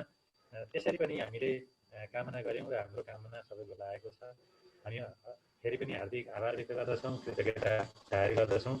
विधान सर, सरको कविताकै पाला आयो त। हस्, धन्यवाद। सबैलाई हार्दिक नमस्कार। म पनि कोरोना पीडितै हो। राम विनय सरको धेरै खोजी गर्दा पनि कहिले कहिले त सूचना पाउनै पनि गाह्रो। रमेश सरलाई मैले धेरै पटक दुःख पनि दिएँ यस सिलसिलामा। जीवेन्द्र सरसँग पनि खालि अलिकति त्यो इन्टरनेट संवाद मात्रै भयो। जीवेन्द्र सरले भने जस्तै त्यति धेरै हेलचक्राइ गर्न हुने चिज चाहिँ यो होइन रहेछ। गलाउन चाहिँ मजाले गलाउँदो रहेछ। खैर, अब यो गइसक्यो। अब आउने समयमा केही हाम्रा साथीहरू, अरू नेपाली नागरिकहरूलाई पनि यसले गाँजिरहेको छ। तिनीहरूलाई यसबाट मुक्त हुनका लागि हामी सबै मिलेर प्रार्थना पनि गरौँ, जो सकेको मद्दत पनि गरौँ। म आज एउटा पुरानो कविता सुनाउन चाहन्छु। मेरो यो दोस्रो कविता सङ्ग्रह पहाड उक्लेर पहाड ओर्लेरमा सङ्ग्रहित 60 सालको एउटा कविता, हराएकी कविता। कविता आज कवितामाथि नै मेरो कविता छ, हराएकी कविता। कविता हरायो। मिठो भातका खोजीमा हिँड्दा हिँड्दै कयौं पटक कविताहरू छुटेका छन् धेरै। अलि राम्ररी बाँचु भन्दा कवितासित पार पाचुके गरेर बैठकका सामग्री जुटेका छन् धेरै। धेरै भयो कविहरूका सङ्गतबाट कविता फुत्केर सडकका पेटीमा बजारिन्छे, एक्लै हिँड्छे। कोही भन्छन् ऊ बिक्रीमा छे अरे, कसैले भेटेको हो के भन्थे? कवितालाई किन भेट्थ्यो कसैले? कविहरू तमसुकतिर पो भेटिन्छन्। कति व्यापारका खातामा छन् कविहरू, कति कवितासित नाता तोडेर निवासहरूमा छन्, खाली भइसकेका र हुनेवाला कुर्सीका लाममा। कविता भन्छे, तिमी सबैतिर भन्छुनको कुरा गर्छौ, केही मेरा लागि पनि सोर्स जुटाइदेऊ, मलाई सुमर्न सक्ने बलिष्ठ कविको खोजी गरिदेऊ। त्यति धेरै लिङ्ग विधान चाहिँदैन, तगडा हुनुपर्छ, कवयित्री भए पनि हुन्छ। कवितालाई एक दिन एका बिहानै अग्रगमनले बोलाएर लग्यो, भोलिपल्ट समसाँझै प्रतिगमनका ढोकामा देखा परी। पर्सिपल्ट ऊ परगमनसित गई अरे, सुन्छु तिनले उसको सुसार गर्न सकेनछन्। लाउनु खानु के थियो र? उसलाई प्रशंसा र आफ्ना अवयवहरूको सर्वाङ्ग व्याख्या मन पर्थ्यो। गर्न नसक्नेका पछि कविता पनि किन लाग्थे र? राम्रा पद्यमा नभएर उर्वौलाहरूका एफएमए मुक्तकमा बेसुरे रागमा झल्लिन पुगेकी छे कविता। साँझ पख चौबाटे क्याबिनमा झोलसित झोल लिँदै मोलिन पुगेकी छे कविता। कविता हो कि बनिता हो निहालेर हेर्दा पनि छुट्याउन सकिन्न। कलेजमा गुरुले व्याख्यान गरिन्जेल त्यतै कतै बेन्चीमा थिए कविता। कहिले एक सुन्दरी वेश्या, कहिले मैनबत्तीको शिखाकी षोडशी रजोवती, कहिले प्यारीले बाँधेका रुमाल र कहिले माथाको गाथा भएर केही बेर भए पनि कक्षामा अल्मलिएकी थिए। सकिना साथ कालो चस्मासित बाइकमा टाँसिएर सुन्छु टप्पूतिर गएकी छे अरे। बल्ल त साँझ पर्दैछ, भोलि नभए उसलाई सिगार पटारको रिक्सामा भेटिँदैन। भोलि नभए उसलाई सिगार पटारको रिक्सामा भेटिँदैन। कक्षा कोठा र सडकबाट हराएकी कवितालाई मैले एकैचोटि परीक्षाका कापीमा भेटेको छु। दुब्ली ख्याउटी कच्चा कुचुक परेकी, लाज पनि छोप्न नसक्ने एसिड छर्केर विरूप पारिए जस्ती कठै। इतिहासको कुनै कालखण्डमा ऊ सुन्दरी थिए भनेर कसले पत्याउने। कठै के तपाईलाई सुन्दरी कवितासित भेट्ने इच्छा छैन? धन्यवाद। धेरै धन्यवाद सर, कविताको लागि धेरै धन्यवाद सर बिराम सर। अब हामी करिब कविता सकिन लाग्यो। प्रमुख अतिथिज्यूको एउटा कविता सुनेर अनि बाँकी कुरा गरौँ कि क्या हो? सर एउटा कविता चाहिँ सुनौँ अनि त्यसपछि चर्चातिर लागौँ क्या हो? मैले कविता यहाँ तयारै गरेको छैन त। अहिले खोज्नु पर्छ, समय लाग्छ फेरि। कविता त्यसो भए अब अहिले हामीले अमर सर करिब हामीले 15वटा कविता वाचन गऱ्यौँ। आज धेरैतिर एकतिर यो भैरव साई पुरस्कार उठीको कार्यक्रम पनि जुरियो आज, त्यसैमा पनि धेरै साथीहरू लाग्नु भएको थियो। अनि कसैको के यो व्यस्तता पनि थियो आज, धेरैतिरबाट चाहिँ आज अनुकूल भएन भन्ने खबर पनि आएको थियो। त्यसैले आज वाचित कवितामाथि टिप्पणी समेत गरिदिएर आफ्नो मन्तव्य राखिदिनका लागि म प्रमुख अतिथिज्यूलाई आग्रह गर्छु। डाक्टर अमर गिरीज्यू। हजुर धन्यवाद छ। आवाज सुनिएको छ? राम्रो आवाज सुनिएको छ? राम्रोसँग सुनिएको छ।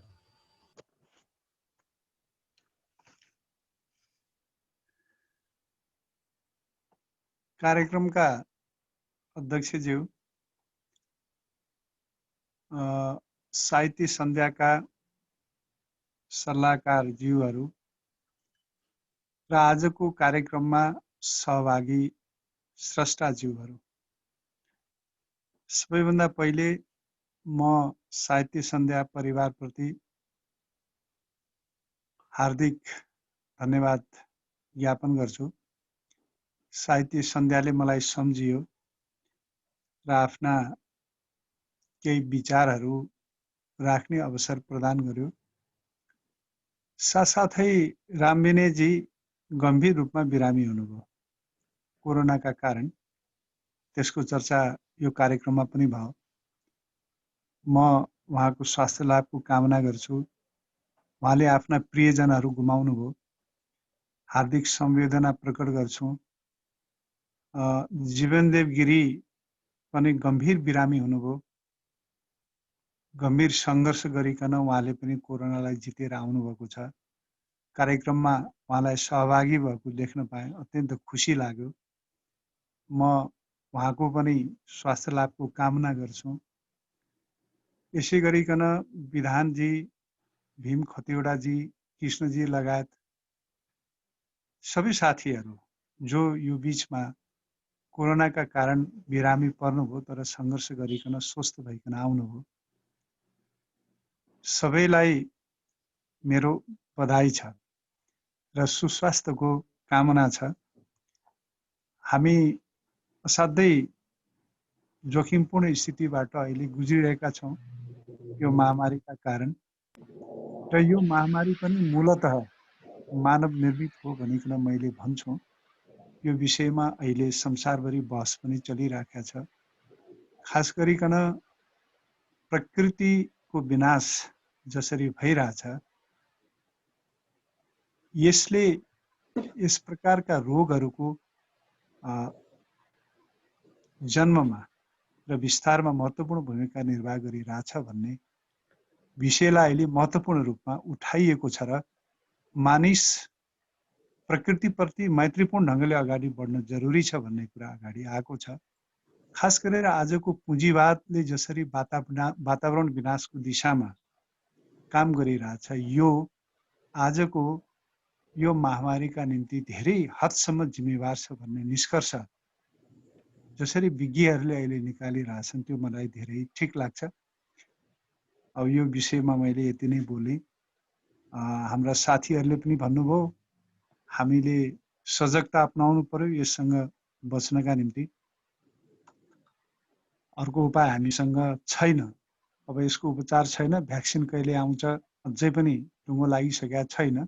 त्यसैले सजगता नै यसका निम्ति अत्यन्त आवश्यक छ भन्ने लाग्छ।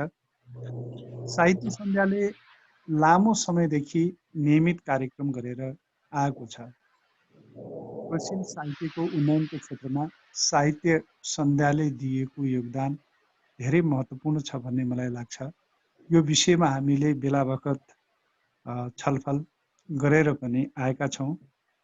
यो 410औं श्रृङ्खला हो। साहित्य सन्ध्याको नियमित कार्यक्रमले साहित्यका क्षेत्रमा नयाँ नयाँ प्रतिभाहरूलाई जन्माउने, भएका प्रतिभाहरूलाई माझ्ने, परिष्कृत गर्ने काम गर्दै आएको मैले आफूले पाउँछु।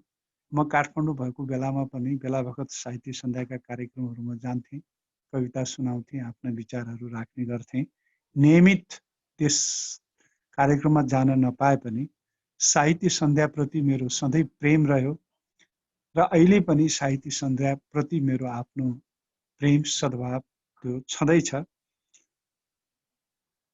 साहित्य सन्ध्यालाई यहाँसम्म लिएर आउन साहित्यकार साथीहरूले धेरै महत्त्वपूर्ण भूमिका निर्वाह गर्नुभएको छ। यसको स्थापना कालदेखि अहिलेसम्म यसको इतिहासलाई सरसर्ती हेर्दाखेरि धेरै स्रष्टाहरूले यसलाई अघि बढाउन महत्त्वपूर्ण योगदान दिनुभएको पाइन्छ। राम विनयजी लामो समयदेखि साहित्य सन्ध्यासँग सम्बद्ध हुनुहुन्छ र साहित्य सन्ध्या सक्रिय भइकन आइरहेछ। उहाँ बिरामी भएपछि जुन चासो स्रष्टाहरूबाट व्यक्त भयो त्यो चासो उहाँको सक्रियतासँग जोडिएको छ। उहाँले प्रसिद्ध साहित्यको क्षेत्रमा दिएको योगदानसँग जोडिएको छ। उमेरका हिसाबले उहाँ हामी सबैका अग्रज हुनुहुन्छ। जीवेन्द्रदेव गिरीजीले पनि अघि नै दाई भनिकन एउटा कविता सुनाउनु। हामी सबैका अग्रज, हामी सबैका दाई, हामी सबैका आदरणीय। त उमेरको यो सिँढीमा उक्लिएको बेलामा पनि साहित्य सन्ध्यालाई जीवित, साहित्य सन्ध्यालाई सक्रिय ढङ्गले अगाडि बढाउने सन्दर्भमा उहाँको जो सक्रियता मैले आफूले देख्छु त्यो साह्रै प्रशंसनीय छ जस्तो मलाई लाग्छ। आज साथीहरूले रचनाहरू सुनाउनुभयो। 15वटा जति रचनाहरू सुनिए। एउटा अनुवाद पनि सुनियो कालिदासको मेघदूतको। भीमजीले त्यसको अनुवाद सुनाउनु भयो। त्यो अनुवाद अंश पनि मलाई मिठो लाग्यो। कालिदासको मेघदूत विख्यात कृति हो र संसारभरि त्यसलाई रुचिपूर्वक अहिले पनि पढ्ने गरिन्छ। यद्यपि कालिदासको मूल्याङ्कन विभिन्न ढङ्गले गर्न सकिन्छ, गरिएको छ। प्रगतिशील दृष्टिकोणले मूल्याङ्कन गर्दाखेरि कालिदासबारे हामी एउटा भिन्न निष्कर्षमा पुग्छौँ। तर पनि उनका कृतिहरूले समयको सीमालाई नागेका छन् र आज पनि त्यो जमानामा देखिएका कृतिहरू आज पनि रुचिपूर्वक पढिन्छन् र कतिपय कृतिका कतिपय पक्षहरूले आज पनि हाम्रो संवेदनालाई स्पर्श गर्छन् र हामीलाई प्रभावित गर्छन्। आज सुनाइएका कविताहरूको बारेमा म धेरै लामो चर्चा गर्दिनँ र प्रत्येक कविताको विश्लेषण पनि म गर्दिनँ। मैले समग्रमा आजका कविताहरूको बारेमा आफ्ना विचारहरू राख्न नै उपयुक्त होला भन्ने ठानेको छौँ। आजका कविताहरू विषयका हिसाबले विविधतापूर्ण छन्। समकालीन यथार्थका विभिन्न पक्षलाई कविहरूले आफ्ना कविताका विषयवस्तुका रूपमा उठाउनु भएको छ। समकालीन यथार्थभित्र राजनीतिदेखि लिएर विविध किसिमका विभेद, असमानता, मूल्यको क्षयीकरण आदि इत्यादि सबै पर्छन्। यसभित्र अहिले नेपालमाथि भइरहेको बाह्य हस्तक्षेप लगायतका विषयहरूलाई पनि हामीले राखिकन हेर्छौँ। र यिनै विषयहरूलाई कविहरूले आजको आफ्नो कविताको कथ्य बनाउनु भएको छ। आज पढिएका केही कविताहरूमा राष्ट्रिय चेतनाको अभिव्यक्ति भएको छ। हामी इतिहासदेखि यो विषयमा गम्भीर रहँदै आएका छौँ। हाम्रो राष्ट्रियताको जो कुरा छ, यो कुरा कुनै नयाँ कुरा होइन, यो धेरै पुरानो कुरा हो र धेरै लामो समयदेखि स्रष्टाहरूले राष्ट्रियताको विषयलाई आफ्नो कवितामा महत्त्वपूर्ण विषयका रूपमा उठाउँदै आएको पाइन्छ। यो बेलामा पनि राष्ट्रियताको विषय महत्त्वपूर्ण विषयका रूपमा रहेको छ। हामीले एकातिर साम्राज्यवादी उत्पीडन पनि खप्न परिरहेछ, अर्कातिर प्रभुत्ववादी उत्पीडन पनि हामीले खप्नु परिरहेछ। आज सिधै हस्तक्षेपको जमाना छैन। आज नव औपनिवेशिक उत्पीडनको कालखण्डको रूपमा हामी आजको समयलाई लिन्छौँ। कुनै समय थियो प्रत्यक्ष सैनिक हमला हुन्थ्यो, तर आज त्यो स्थितिमा परिवर्तन आएको छ र अन्य ढङ्गले विभिन्न मुलुकहरूमाथिको आफ्नो प्रभावलाई विस्तार गर्ने गरिन्छ, त्यसलाई नियन्त्रित गर्ने गरिन्छ। यसलाई हामीले नव औपनिवेशिक उत्पीडनको रूपमा लिन्छौँ। आर्थिक रूपमा, राजनीतिक रूपमा, सांस्कृतिक रूपमा उत्पीडनका यी रूपहरूलाई हामीले देख्न सक्छौँ। नेपालमा पनि त्यो स्थिति विद्यमान छ। हामीले पराईको हस्तक्षेप विभिन्न रूपमा खप्न परिरहेछ र त्यसको प्रतिवाद पनि हामीले गर्दै आएको छौँ। अहिलेको असाध्यै चर्चामा आएको विषयलाई हेऱ्यो भने हामीले नक्साको विषयलाई नै अगाडि सार्न सक्छौँ। हाम्रो अतिक्रमित भूमिको विषय अहिले असाध्यै महत्त्वपूर्ण भएर उठ्यो र स्रष्टाहरूले त्यो विषयलाई आफ्नो कविताको महत्त्वपूर्ण कथ्यका रूपमा लिएर आउनुभयो र अभिव्यक्ति दिनुभयो। आज पढिएका कविताहरूमा केही कवितामा, सबै कविताहरूमा होइन, केही कवितामा त्यो भाव पाइन्छ। खास गरिकन हरि तिमीसिनाजीको कवितामा त्यो चेतना असाध्यै मुखर भइकन आएको मैले आफूले पाएँ। यसै गरिकन परिवर्तन भयो, राजनैतिक परिवर्तन 46 सालमा परिवर्तन भयो अनि पुनः हामी प्रतिगमनको दिशातिर गयौँ, अर्थात् प्रतिगमन भयो र फेरि हामीले सङ्घर्ष गरिकन सङ्घीय लोकतान्त्रिक गणतन्त्रको स्थापना गर्यौँ। तर सङ्घीय लोकतान्त्रिक गणतन्त्रको स्थापना भइसकेपछि पनि जो परिवर्तनको जस्तो परिवर्तनको अनुभूति मुलुकले गर्न सक्नु पर्थ्यो, त्यो परिवर्तनको अनुभूति मुलुकले गर्न सकिराखेको छैन। अहिले कम्युनिस्ट पार्टीको सरकार छ, झन्डै 2/3 सरकार छ। कम्युनिस्ट पार्टीको सरकार भए पनि परिवर्तनको जुन अनुभूति गराउन सक्नु पर्थ्यो, त्यो अनुभूति गराउन सकिरहेको स्थिति छैन। आर्थिक रूपमा, सामाजिक सांस्कृतिक रूपान्तरणका सन्दर्भमा र अन्य सन्दर्भहरूमा पनि यो आजको तितो यथार्थ हो भन्ने आफूलाई लाग्छ। आजका केही कविताहरूमा यो यथार्थलाई अभिव्यक्ति दिएको छ। जस्तो नेपाली समाजमा अहिले पनि लैङ्गिक विभेद छँदैछ, जातीय विभेद छँदैछ। यसै गरिकन धार्मिक आडमा गरिने उत्पीडन पनि नेपाली समाजमा विद्यमान छँदैछ। अरू विभिन्न किसिमका विभेदहरू र उत्पीडनहरू नेपाली समाजमा अहिले पनि विद्यमान नै छन्। ती समाप्त भइसकेका छैनन् र त्यसको गम्भीर पीडा खास गरिकन यहाँका भुइँ मान्छेहरूले खप्न परिराखेको स्थिति छ। यसप्रति गम्भीर सरोकार आजका केही कविताहरूमा मैले पाएँ। यसै गरिकन राजनीतिक विकृति र विसङ्गतिको अन्त पनि भइसकेको छैन। हामीले राजनीतिक विकृति र विसङ्गतिलाई विषय बनाइकन कविता लेख्दै आएका छौँ। समकालीन नेपाली कवितालाई हेर्यो भने राजनीतिक विसङ्गति र विकृतिलाई विषय बनाइकन धेरै कविताहरू लेखिएका छन् र त्यो स्वाभाविक छ भन्ने पनि म आफूलाई लाग्छ। राजनीति महत्त्वपूर्ण विषय हो, त्यसले सिङ्गो समाजलाई गम्भीर ढङ्गले प्रभावित गर्छ। स्रष्टाहरू पनि त्यसबाट गम्भीर रूपमा प्रभावित हुन्छन्। त्यसकारण राजनीति स्रष्टाहरूको महत्त्वपूर्ण विषय भन्नु स्वाभाविक छ। र राजनीतिक विकृति र विसङ्गतिलाई पनि आजका केही कविताहरूले गम्भीर ढङ्गले छोएका छन्। जस्तो एकजना स्रष्टाले आजको जो सत्तारूढ पार्टी छ, सत्तारूढ पार्टीमा जसरी अन्तर्विरोध जन्मिएको छ, त्यो अन्तर्विरोधलाई छुने गरिकन आफ्ना काव्यात्मक सरोकारहरूलाई अभिव्यक्ति दिनु हो। सत्तारूढ पार्टीभित्रको अन्तर्विरोधले सत्तारूढ पार्टी मात्रै प्रभावित छैन, सिङ्गो नेपाली समाज नै प्रभावित छ, सिङ्गो सिस्टम नै प्रभावित छ। यदि यो विभाजित भयो भने सत्तारूढ पार्टी मात्रै विभाजित हुँदैन, सरकार मात्रै त्यसबाट प्रभावित हुँदैन, सिङ्गो नेपाली समाज नै प्रभावित हुन्छ र त्यो एउटा दुःखद यथार्थका रूपमा रहन्छ। त्यसप्रति गम्भीर सरोकार पनि मैले आजको केही कविताहरूमा पाएँ। अब यो सत्तारूढ पार्टीको कुरा मात्रै होइन, आज अरू पनि पार्टीहरूमा आन्तरिक अन्तर्विरोधहरू हामी धेरै बढेको देख्छौँ। पार्टीहरूमा जो एकता हुनुपर्ने हो, पार्टीहरू जसरी मूल्य आधारित हुनुपर्ने हो, आदर्श आधारित भइकन अगाडि बढ्नुपर्ने हो, त्यो आधारमा बढ्न नसकिरहेको आजको कटु यथार्थ हो। जस्तो प्रतिपक्ष छ, प्रतिपक्षभित्रै मुख्य प्रतिपक्षभित्रै गम्भीर समस्याहरू छन्। आन्तरिक विग्रहबाट नेपाली काङ्ग्रेस नै अगाडि बढिरहेको आजको यथार्थ हो।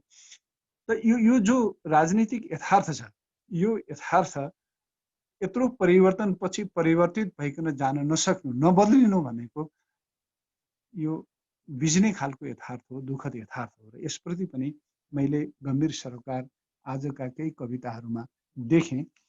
यसै गरिकन मानवीय मूल्यमा, मानवीय आदर्शमा आइरहेको राष्ट्रप्रति पनि आजका कविताहरूमा गम्भीर सरोकार पाइन्छ। मानवीय मूल्य, मानवीय आदर्श आखिर समाजलाई बचाउने, अघिल्तिर डोराउने भनेको मूल्य आधारित भइकन नै हो, आदर्श आधारित भइकन नै हो। आदर्शबाट स्खलित हुँदै जान थालेपछि, मूल्यबाट स्खलित हुँदै जान थालेपछि समाज ओह्रालो लाग्न सुरु गर्छ।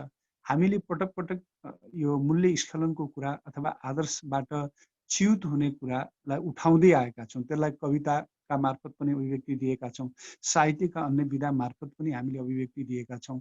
र साथसाथै हामीले अन्य ढङ्गले पनि मूल्यमा आइरहेको जो स्खलन छ, त्यो स्खलनलाई गम्भीर ढङ्गले उठाउने गरिरहेछौँ। हाम्रो भनाइ के छ भने यदि मूल्यमा आएको स्खलनलाई हामीले रोक्न सकेनौँ, मूल्य विघटनलाई हामीले किनारा लगाउन सकेनौँ भने हामीले जतिसुकै ठुलो परिवर्तन गरे पनि त्यो परिवर्तनलाई धानी खान सक्दैनौँ। त्यो परिवर्तनलाई नेपाली समाजलाई समृद्ध गर्ने गरिकन अगाडि बढाउन सक्दैनौँ। त्यसबाट ठुलो परिवर्तनको अग्रगामी परिवर्तनको आशा गर्न सकिन्न। परिवर्तन बढी नामको रूपमा मात्रै रहन्छ, त्यसले समाजलाई साँच्चीकै रूपान्तरित गरिकन अगाडि बढ्न सक्दैन। यो हामीले निरन्तर भन्दै आएको कुरा हो र यो कुरालाई आजका केही कविताहरूले पनि गम्भीर ढङ्गले उठाएको मैले आफूले पाएँ। र यसरी समग्रमा भन्ने हो भने, अब म लामोमा जान्न, यसरी समग्रमा आजका कविताहरूको बारेमा मैले आफ्नो विचारलाई यहाँ प्रस्तुत गर्ने हो भने आजका कविताहरू आफ्नो समाजप्रति गम्भीर छन्। समकालीन यथार्थका विविध पक्षलाई तिनले उठाएका छन्। कविताहरू सुन्दर समाजको निर्माणको आकाङ्क्षी छन्। परिवर्तन साँच्चीकै परिवर्तनमै देखिनु पर्यो, परिवर्तनलाई नेपाली जनताले जीवनमा अनुभूत गर्न पाउनु पर्यो भन्ने भाव आजका कविताहरूमा पाइन्छन्। यसैले आजका कविताहरू सत्यम, शिवम र सुन्दरमका आकाङ्क्षी छन्। अब अलिकति केही कविहरूले आफ्ना कविताको शिल पक्षमाथि अलि ध्यान दिनुपर्छ भन्ने मलाई लाग्छ। आज केही कविहरू त स्थापित कविहरू हुनुहुन्छ आज जसले कविता पढ्नुभएको छ, उहाँहरूले लामो समयदेखि कविता लेख्दै आउनुभएको छ र राम्रो कविता लेख्नुहुन्छ। मैले अब यहाँ सुनेको मात्रै होइन, उहाँहरूलाई पढ्दै पनि निरन्तर आएको छु। तर कतिपय साथीहरूको कवितामा अलिकति लामै समयदेखि लेख्दै आएको भए पनि अब सबै कविताहरू फेरि उत्तिकै सशक्त त हुन्नन्, त्यसैले एउटै कविताका आधारमा धेरै कुरा भन्न सकिन्न। तर हामीले कविताको शिल पक्षको बारेमा आफूलाई अलि गम्भीर बनाउनुपर्छ भन्ने लाग्छ। समग्रमा चर्चा गर्दाखेरि कहिलेकाहीँ मैले यो कविता या रचनाको शिल पक्षमाथि अलिकति जोड दिनुपर्छ भन्ने गर्छु। किनभने रचनाको विशिष्टता मूलतः विषय वस्तुलाई रचनाकारले कतिको कलात्मक ढङ्गले प्रस्तुत गर्छ भन्ने कुरामै भर पर्छ भन्ने मेरो आफ्नो बुझाइ हो। विषय वस्तु लगभग सबैले उठाउने उस्तै उस्तै हुन्छन्, दृष्टिकोणहरूमा भिन्नता हुन्छ, नत्र भने जो कथ्य हुन्छ कथ्यहरू प्राय सबैले उस्तै उस्तै उठाइकन लिएर आउँछन्। तर त्यसलाई स्रष्टाले कति कलात्मक ढङ्गले, कति सम्प्रेषणीय ढङ्गले, कति प्रभावकारी ढङ्गले भन्न सक्छ, प्रस्तुत गर्न सक्छ, त्यसमा कति नवीनता छ, त्यसले नै स्रष्टाले सृजना गर्ने रचनाको गुणवत्ताको, त्यसको कलात्मक मूल्यको निर्धारण गर्छ। त्यसो भएको हुनाले हामीले जुन विषयलाई आफ्नो रचनाबाट अभिव्यक्ति दिन खोजिरहेका हुन्छौँ, त्यो अभिव्यक्तिलाई कसरी नवीन ढङ्गले, कलात्मक ढङ्गले प्रस्तुत गर्न सकिन्छ भन्ने कुरामाथि हाम्रो ध्यान जानुपर्छ। अब यो अध्ययनले, साधनाले, निरन्तरताले प्राप्त गर्न सकिने कुरा हो भन्ने मेरो आफ्नो बुझाइरहेको छ। आगामी दिनहरूमा हामी यस विषयमा अझ गम्भीर भइकन अगाडि बढ्नेछौँ। मलाई लाग्छ के भने सशक्त रचनाहरूले नै सामाजिक परिवर्तनको दिशामा भूमिका निर्वाह गर्न सक्छन्। मनलाई नछुने, प्रभावित नगर्ने रचनाहरूले मानिसलाई परिवर्तन गर्न सक्ने कुरै भएन। त्यसैले हामी स्रष्टाहरूको ध्यान बडो मेहनतपूर्वक अगाडि बढ्ने कुरातिर जानुपर्छ र राम्रो भन्दा राम्रो रचना लेख्नेतिर जानुपर्छ। म आफै पनि निरन्तर आत्ममूल्याङ्कनको प्रक्रियाबाट गुज्रने प्रयास गर्छु। म आफैलाई आफैप्रति कहिलेकाहीँ गम्भीर असन्तोष पनि, आफैप्रति असन्तोष पनि पैदा हुन्छ। मैले लेख्ने जस्तो, चाहे जस्तो लेख्न सकिरहेको छैन भन्ने लाग्छ। एउटा लेखक आत्ममूल्याङ्कनको प्रक्रियाबाट पनि गुज्रनु पर्छ। अब यो समीक्षाको कुरा भयो। अब अरू खास मैले भन्नुपर्ने कुराहरू त्यस्तो केही छैन। अलिकति आज हामी एउटा गम्भीर परिस्थितिका बीचबाट गुजिरहेछौँ। स्रष्टाहरूको अगाडि गम्भीर दायित्वहरू छन्।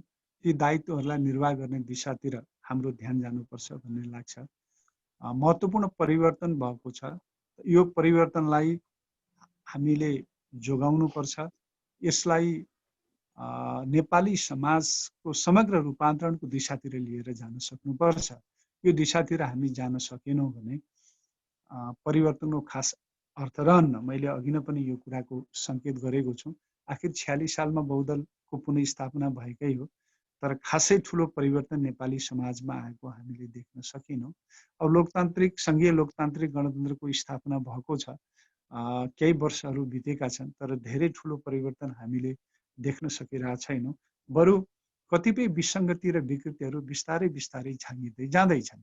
यी विकृति र विसङ्गतिहरूलाई छिमल्न सकिएन र यी झाँगिँदै अगाडि बढ्यो भने परिवर्तन धरापमा पर्न सक्छ। यसो हेर्दाखेरि प्रतिगामी शक्तिहरू त्यति बलिया छैनन् भन्ने हामीलाई लाग्न सक्छ, तर प्रतिगामी शक्तिहरू त्यति कमजोर छन् भन्ने पनि म ठान्दिनँ। प्रतिगामी शक्तिहरू छन् र परिवर्तनलाई उल्टाउने दिशामा तिनीहरूले विभिन्न ढङ्गले काम गरिरहेछन्। त यो परिस्थितिमा हामीले गलत कुराको निर्भीकतापूर्वक प्रतिवाद गरिकन अगाडि बढ्ने साहस देखाउनु पर्छ। हामीले ग्राम्सीको भाषामा भने मैले अर्गानिक बुद्धिजीवीको भूमिका निर्वाह गर्न सक्नुपर्छ। स्रष्टाहरू बुद्धिजीवीहरू नै हुन्। स्रष्टाहरूले अर्गानिक स्रष्टाहरूको, यदि ग्राम्सीको भाषामा भने मैले अर्गानिक स्रष्टाको भूमिका उनीहरूले निभाउनु पर्यो। अर्थात् उनीहरूले रेडिकल, एउटा क्रान्तिकारी, प्रगतिशील भूमिका यो बेलामा सम्पादन गर्न सक्नुपर्छ। चाहे आफै सम्बद्ध आन्दोलनभित्रका विकृति र विसङ्गति हुन्, चाहे बाहिरतिरका विकृति र विसङ्गति हुन्, तिनका विरुद्ध प्रहार गर्न सक्नुपर्छ। आजको प्रगतिशील आन्दोलनमा गम्भीरतापूर्वक निहाल्यो भने निकै कमजोरीहरू बढेर गएका छन्। ती कमजोरीहरू संस्कृतिको क्षेत्रदेखि लिएर चिन्तनको क्षेत्र, दृष्टिकोणको क्षेत्र, विचारको क्षेत्र सबैतिर हामी प्रतिबिम्बित भएको पाउँछौँ। यदि यसका विरुद्ध हामीले वैचारिक लडाइँ लड्न सकेनौँ भने हाम्रो प्रगतिशील आन्दोलन नै धरापमा पर्न सक्ने मैले आफूले देखिरहेको छु। प्रगतिशील भन्दा भन्दै अप्रगतिशील हुने स्थिति भोलि भने ठ्याक्कै अगाडि आइपुग्छ। यो दिशातिर हामी सचेत हुनुपर्छ। साहित्य सन्ध्याले निरन्तर एक काम गर्दै आएको मैले पाएको छु। निरन्तर प्रगतिशील साहित्य, कला, संस्कृतिको सम्वर्धन, यसको पक्षपोषण सन्ध्या जस्तो साहित्यिक संस्थाको दायित्व रहँदै आयो र यो दायित्वलाई उसले आगामी दिनमा अझ गम्भीरतापूर्वक, अझ प्रभावकारी ढङ्गले निभाउनुपर्छ भन्ने मलाई लाग्छ।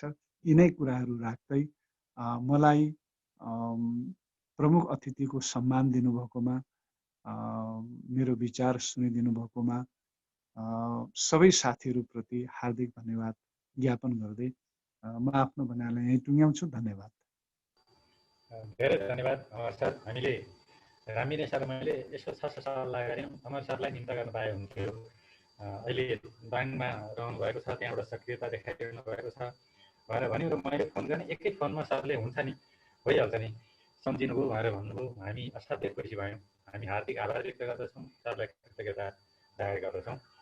अब हामी अध्यक्षज्यूको 1 मिनट लिने कि भन्ने, के कसो अनुकूल हुन्छ भनेर यहाँ डराउँदै गर्दैछु। अध्यक्षज्यू,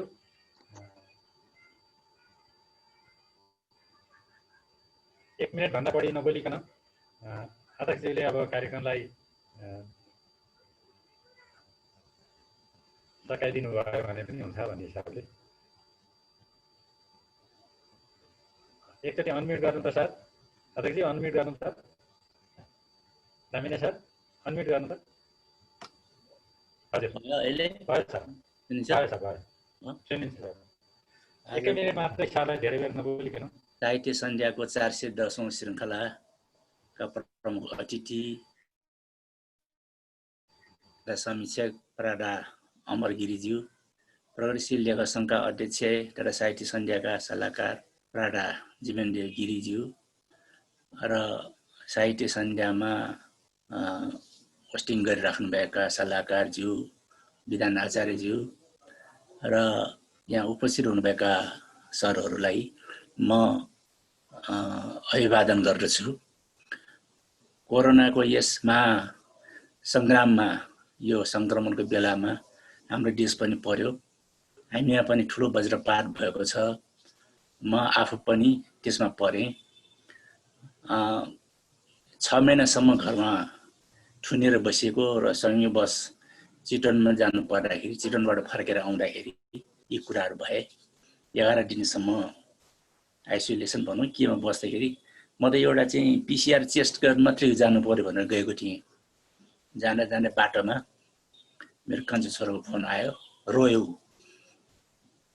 तिमी किन रुन्छ, नरो, म मर्दिनँ, बाँचेर फर्कन्छु भनेदेखि।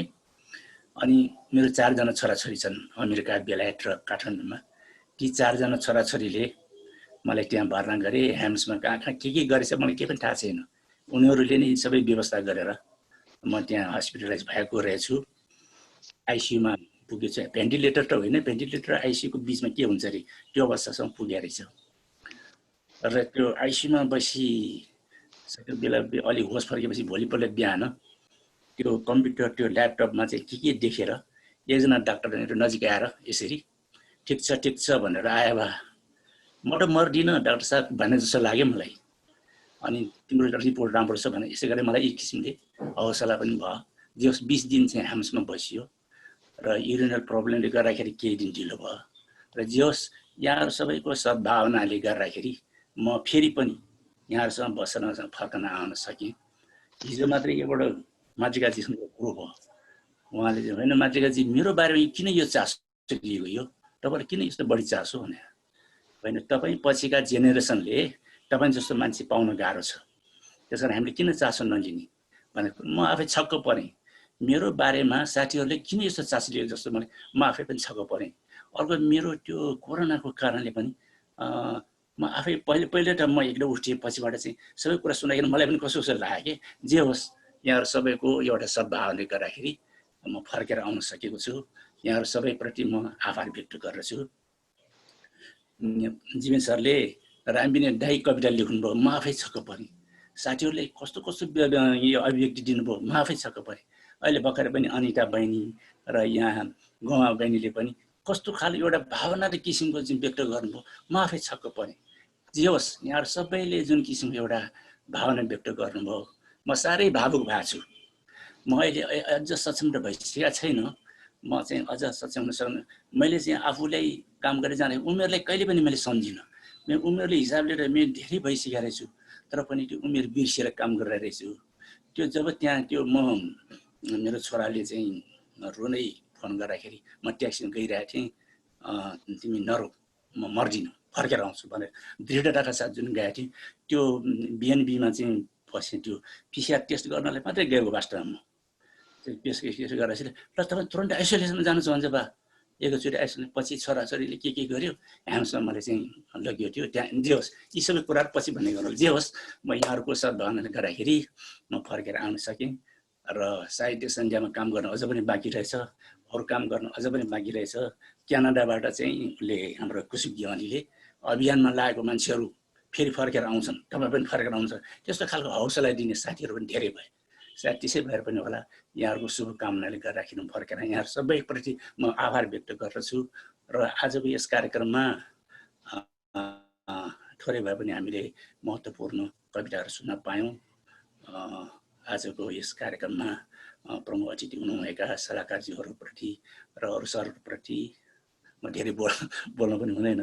यहाँप्रति सबै हाम्रो साथी सन्ध्याका साथीहरूप्रति धेरै धन्यवाद ज्ञापन गर्दछु। र आजको कार्यक्रम यही समापन गर्ने हो रमेशजी, समापन भएको म घोषणा गर्छु। यहाँ सबैले फेरि पनि धन्यवाद, म बिदा हुन्छु।